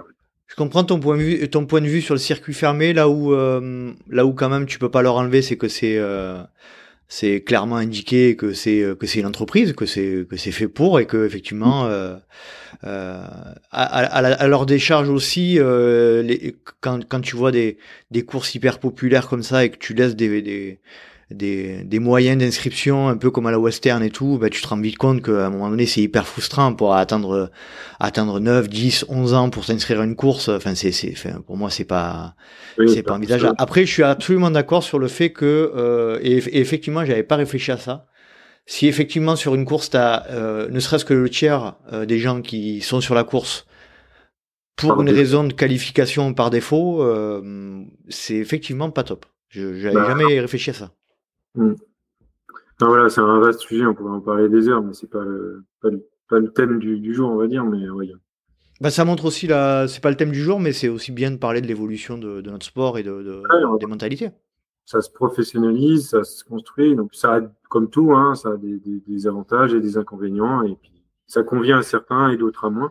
Donc je pense qu'il y aura effectivement des coureurs et des personnes qui seront toujours très intéressés et voire de plus en plus intéressés par ces circuits-là, et d'autres qui vont soit ne pas être intéressés dès le départ par ces types de circuits-là, ou se désintéresser de ces circuits-là et revenir un petit peu sur des courses un peu plus locales, conviviales, à la bonne franquette, etc. Et il y a un paquet de courses qui le sont. Il y a aussi des courses qui quittent le circuit UTMB pour diverses raisons. Donc, on est libre en tant que pratiquant de voilà. choisir le circuit dans lequel on veut aller. Par contre, il y a une chose qui est indéniable, je pense, et je pense que tu pourras pas dire le contraire, c'est qu'en tant que marque du milieu outdoor lié au trail, clairement, tu peux pas ne pas être sur l'UTMB. Oui, clairement, en fait, ne pas y être, c'est là où tu te fais remarquer. Le coureur part du principe que n'importe quelle marque liée au milieu de trail doit être présente à l'UTMB. Donc en fait, c'est le jour où ta marque ne va pas être à l'UTMB que tu vas être vu en fait. Et dire eux ils sont pas là, tiens, c'est bizarre. Donc en fait, ouais, c'est devenu une obligation pour toutes les marques d'être présents. Et on sait très bien que, je vais pas des chiffres exacts, mais il n'y a aucune marque qui est rentable sur l'UTMB quand tu mets le coût du stand, le coût de logement, le coût de transport, les frais de bouffe, etc. Il n'y a aucune marque qui est rentable. Ou alors si tu arrives à l'étal, c'est déjà magique. Mais c'est une visibilité où tu dois être présent. Donc mais là aussi, ça a beaucoup changé sur le village des exposants, enfin le village UTMB du trail maintenant. C'est Là aussi, c'est comme nous, modestes coureurs, c'est qui a la plus grosse, c'est qui a alloué le plus gros chalet, qui va faire la plus grosse soirée, qui fait le plus gros buzz. C'est marrant, c'est du business, mais c'est ce qui fait l'UTMB maintenant, quoi. Alors moi, je partageais un peu mon expérience de l'UTMB de cette année. Tu sais que j'y suis tous les ans. J'y suis pour plusieurs raisons. C'est que la première, c'est celle dont je viens de parler, c'est-à-dire que quand tu fais partie du milieu du trail, que tu sois média, que tu sois marque, etc., pas qu'il faut y être, mais c'est quand même bien d'y être. Tu m'entends?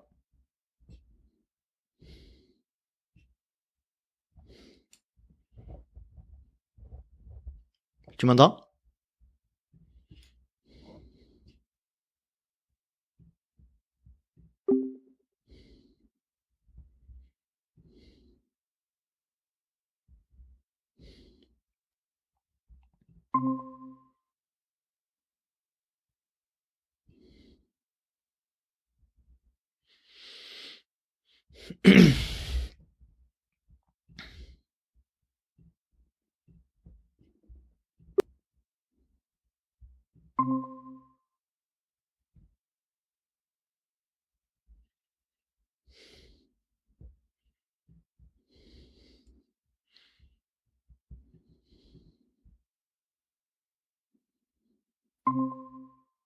Ouais, Ouais, je suis désolé, ça me rend fou cette connexion. c'est pas grave. Du coup, On y verra que du feu. monter mon UTMB, ça m'intéresse déjà. On y verra que du feu. Donc ce que je disais, c'est que moi j'ai partagé mon expérience. Effectivement, comme je viens de le dire, c'est the place to be dans le milieu du trail. Mais moi depuis cette année et l'année dernière, ça a commencé l'année dernière. On voit apparaître, et tu en as parlé, des soirées, des événements, et notamment par le partenaire principal, qui s'éloigne complètement de la mentalité trail, où on est passé clairement depuis 2 ans sur quelque chose de bling bling. Et moi qui me dérange énormément. Donc j'ai pris la décision pour l'UTMB 2024 d'aller sur place, de faire mon truc, et de absolument pas rester dans cette ambiance-là de soirée média, bling bling, truc qui moi me correspond pas. Je pense qu'on est un peu pareil toi et moi, c'est-à-dire que les soirées, les petits fours et les champagnes, ça va 2 minutes, mais bon. Voilà. Donc là cette année moi clairement, je vais faire un pas de côté sur ce point de vue-là. Après, je suis pas Eurosport, je suis pas l'équipe, mais malgré tout, on voit qu'il y a une évolution de ce point de vue-là sur l'UTMB qui est en train de changer l'état d'esprit de manière globale, quoi. Ouais, je suis totalement d'accord et moi, bah oui, je suis comme toi et j'ai même parié avec certains de mes amis. J'en suis sûr que dans une année ou deux, ou même moins, les arrivées, les départs, ça sera des places payantes. J'en suis certain. Mhm. Ils vont les faire payer parce que c'est un tel bazar qu'il y a tellement de monde qui veut être au départ. C'est sûr que ça va être des places payantes. Donc ça va devenir, clairement, ça l'est déjà, mais un spectacle Mhm. avec tout ce qui va derrière, une billetterie, etc. Et vu qu'il ne se cache pas d'être une entreprise se doit d'être rentable. À mon avis, on se dirige vers ça. On est, à mon avis, effectivement, pas au bout de ce qu'on va devoir constater. Donc, chères auditrices, chers auditeurs, si vous êtes, à mon avis, surpris et choqués par ce qui se passe actuellement, je pense qu'on n'a encore rien vu. Donc il va falloir vous y faire, n'est-ce pas? Mais encore une fois, on est libre, on est dans un pays de liberté et on a le choix ou pas de participer à ces événements-là. Il y a des circuits, il y a la FFA qui propose un circuit, un challenge, etc. Il y a tout un tas de... Ben, on n'est pas obligé de participer à un circuit, on peut faire des courses entre guillemets péjorativement à saucisson à côté de chez nous. Ouais. Et c'est tout aussi bien. Exactement. Sur l'évolution de ces... Ah oui, j'aimerais bien qu'on revienne un petit peu sur l'aspect écologie. On en a parlé rapidement tout à l'heure. Aujourd'hui, toi, ton positionnement là-dessus, tu te sens un peu moins à l'aise de voyager comme tout le monde. Comment ça se passe? C'est vrai qu'on y est tous confrontés.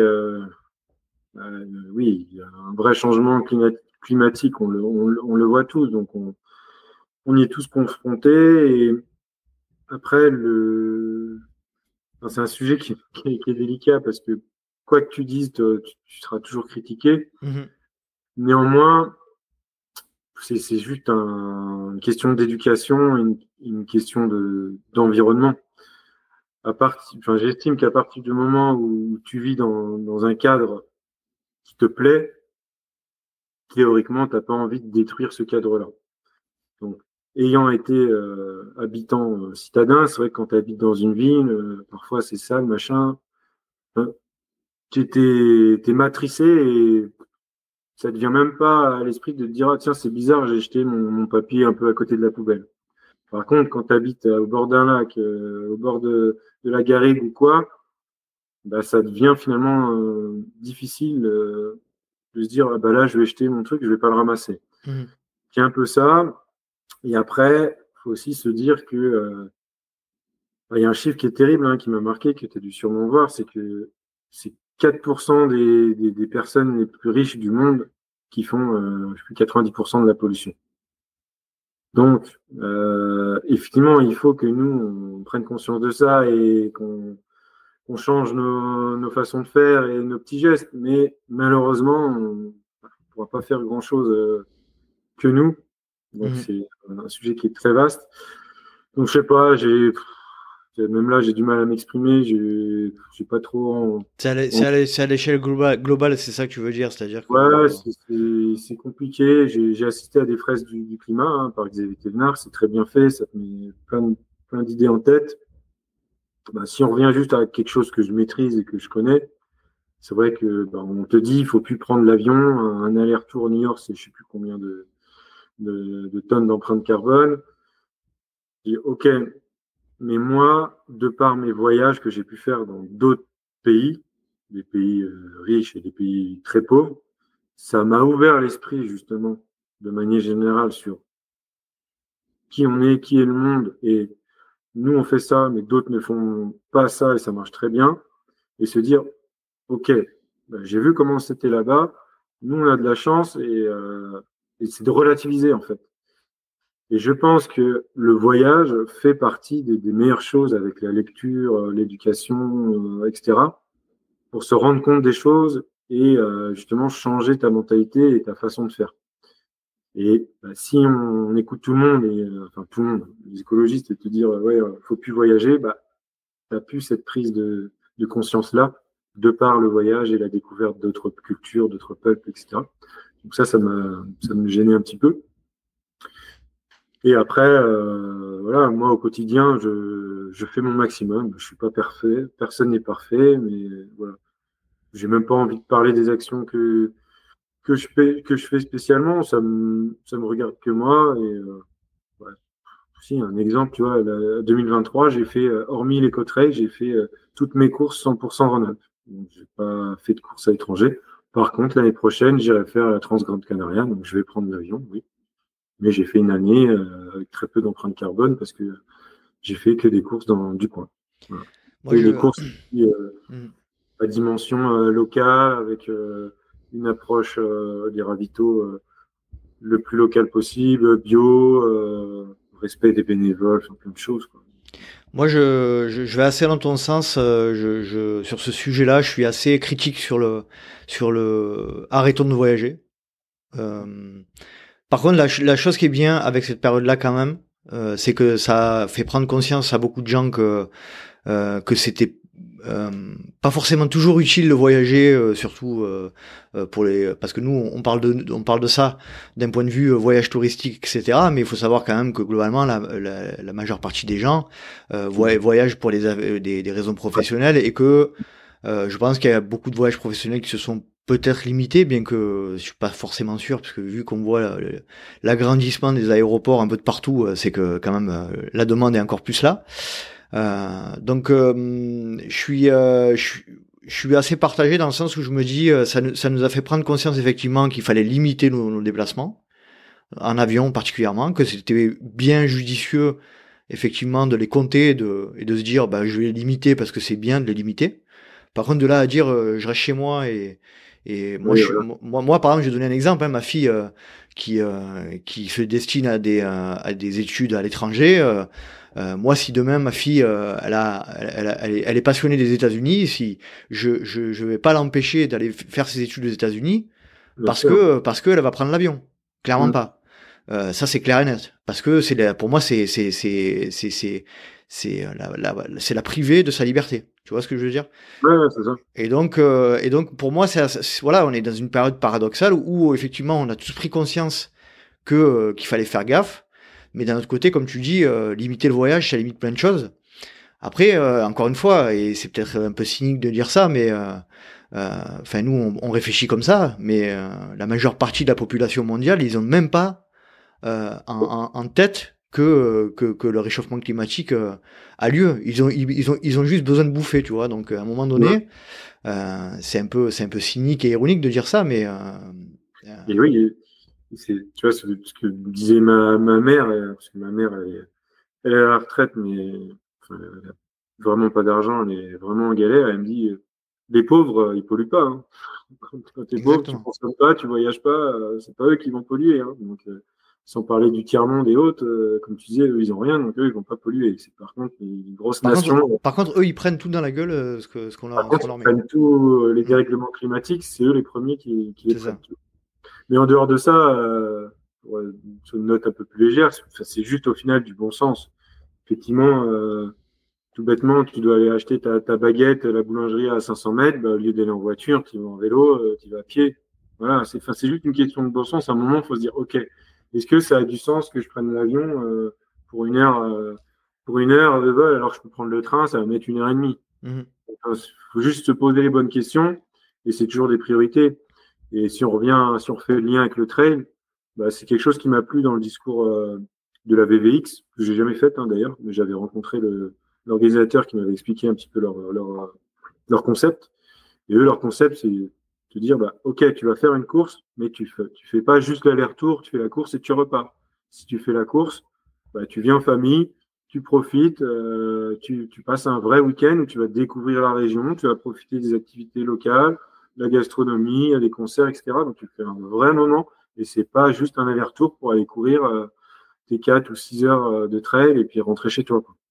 Ça va complètement dans le sens de ce que je dis moi aux personnes, aux sportifs que je suis, aux sportifs que je suis dans le cadre de l'accompagnement. C'est si vous avez des objectifs d'ultra, des objectifs de trail dans l'année, profitez-en pour passer ce moment-là et pour faire un mix des deux.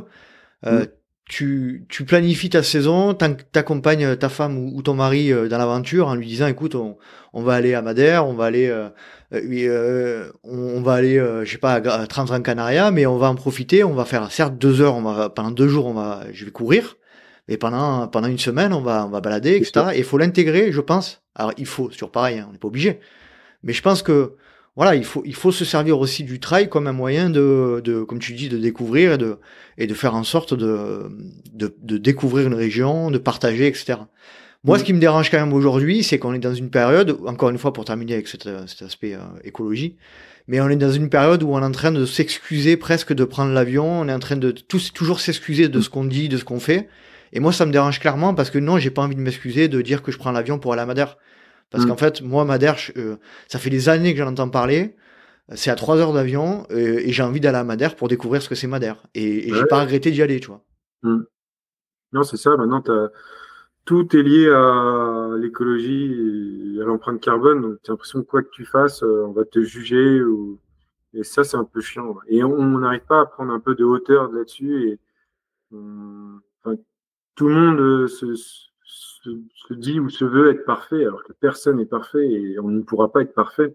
Si le monde était parfait, on se ferait chier d'ailleurs. Donc, ouais, c'est une période un peu bizarre là, sur ces sujets-là. Mais moi, encore une fois, hein, je le clame haut et fort. J'ai pas envie de m'excuser, de dire que je prends l'avion, même si je le prends pas souvent. Parce que la dernière fois que je l'ai pris, c'était il y a 1 an et demi, donc. Ouais. Mais si demain je viens à prendre l'avion pour aller aux États-Unis, ben je le prendrai et j'aurais pas honte de l'avoir pris, en tout cas. Voilà. Mais effectivement, on a pris conscience, peut-être plus que nos parents, peut-être plus que nous-mêmes il y a 20 ans, parce que nous, enfin, clairement, hein, nous, il y a 20 ans, on n'avait aucune notion de ça. Et c'est bien d'avoir une évolution de ce type. Voilà sur le sujet un peu écologie, ben, ça fera encore pas très constructif, mais bon. Ouais, ben après, c'est, voilà. Comme tu dis, prendre on a des meilleurs que nous pour ça. C'est ça. Prendre un peu de hauteur aussi, ça fait un peu du bien des fois. Sur le sujet communauté du trail, Basile, est-ce que tu as quelque chose à rajouter, une idée qui te vient de manière un peu générale?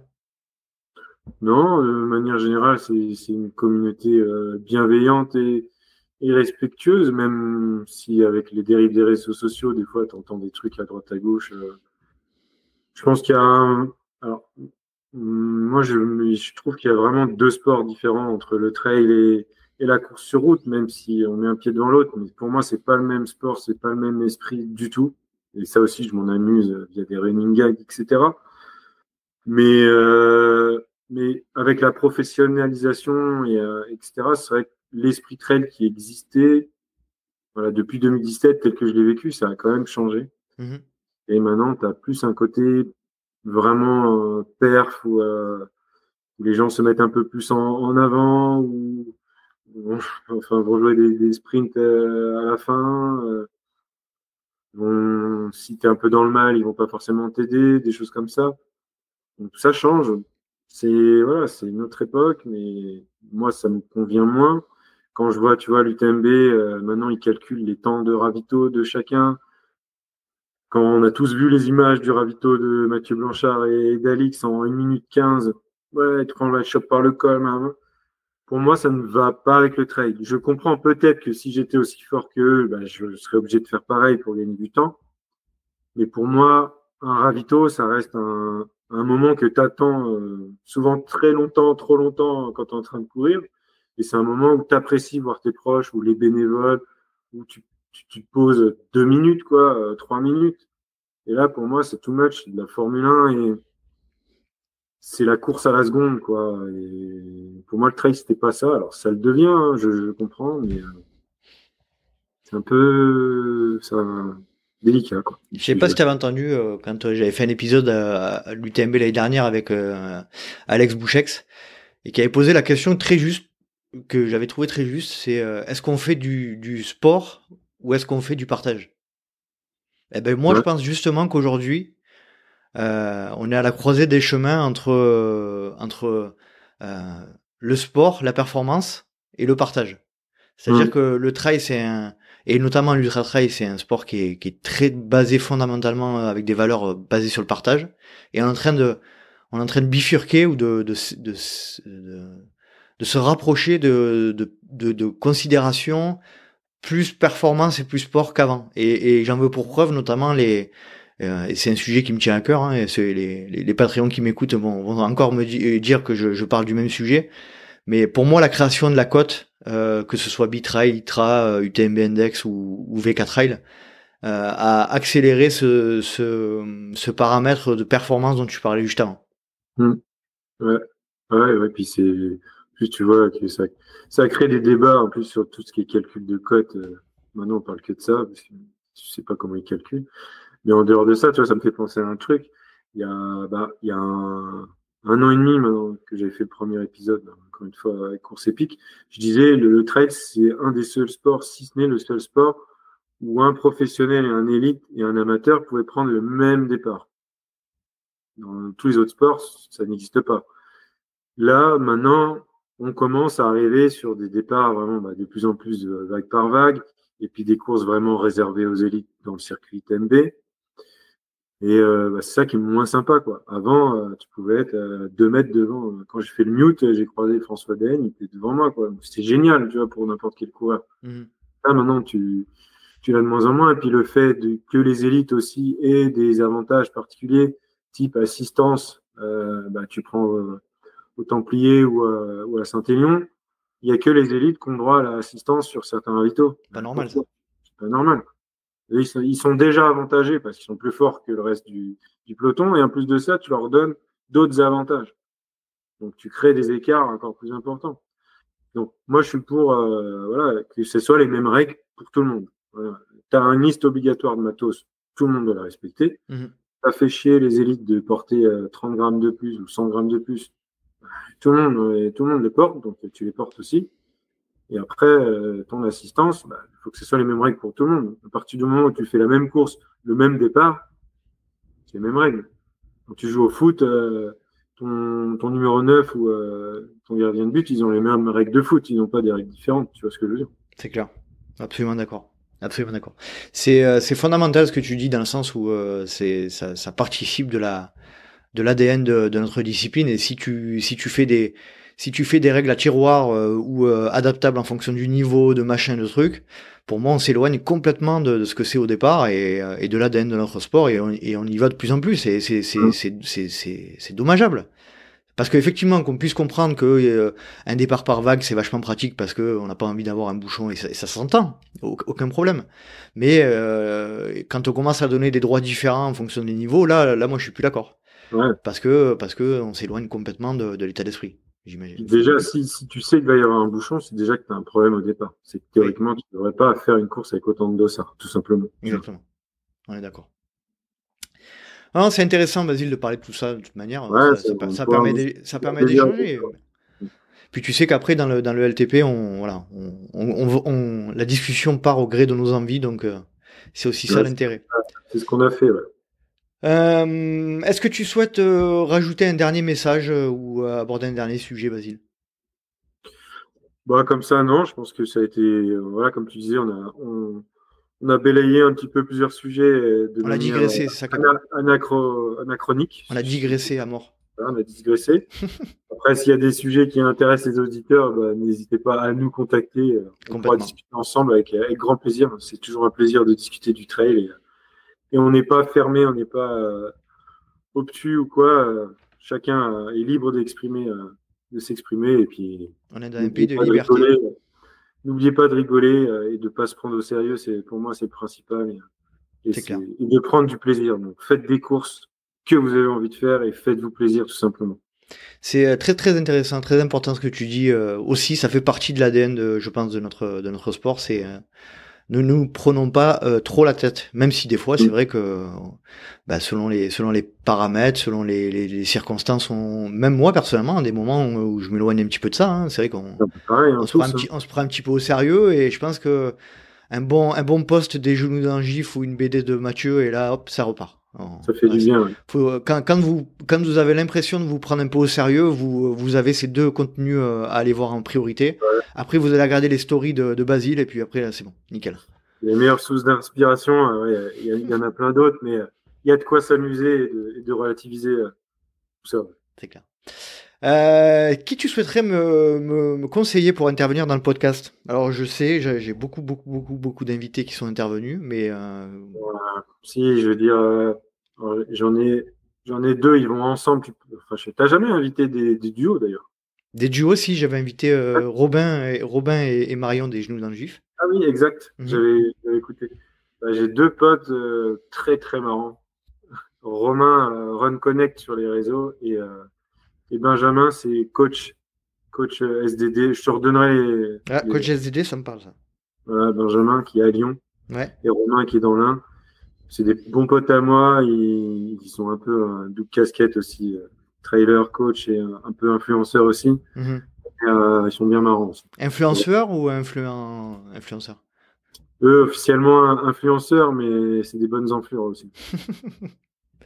Nickel, nickel. Allez, on passe aux questions rapides si tu veux bien. Des réponses courtes et pas d'arguments. Tu es prêt? Je suis prêt. Alors, Basile, plat favori après la course? Je sais pas. Non, j'en ai pas. T'en as pas? Non. Mince. Pas du tout? Tu manges pas alors? Non, franchement, il n'y a rien qui me vient à l'esprit. Boisson favorite après la course? Ceinture. Tu préfères partir avec 2 chaussures gauche ou avec un bras attaché dans le dos au début d'une course? Un bras attaché. Toujours pareil.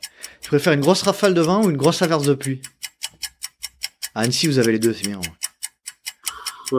Pluie. Tu préfères les racines ou le verglas?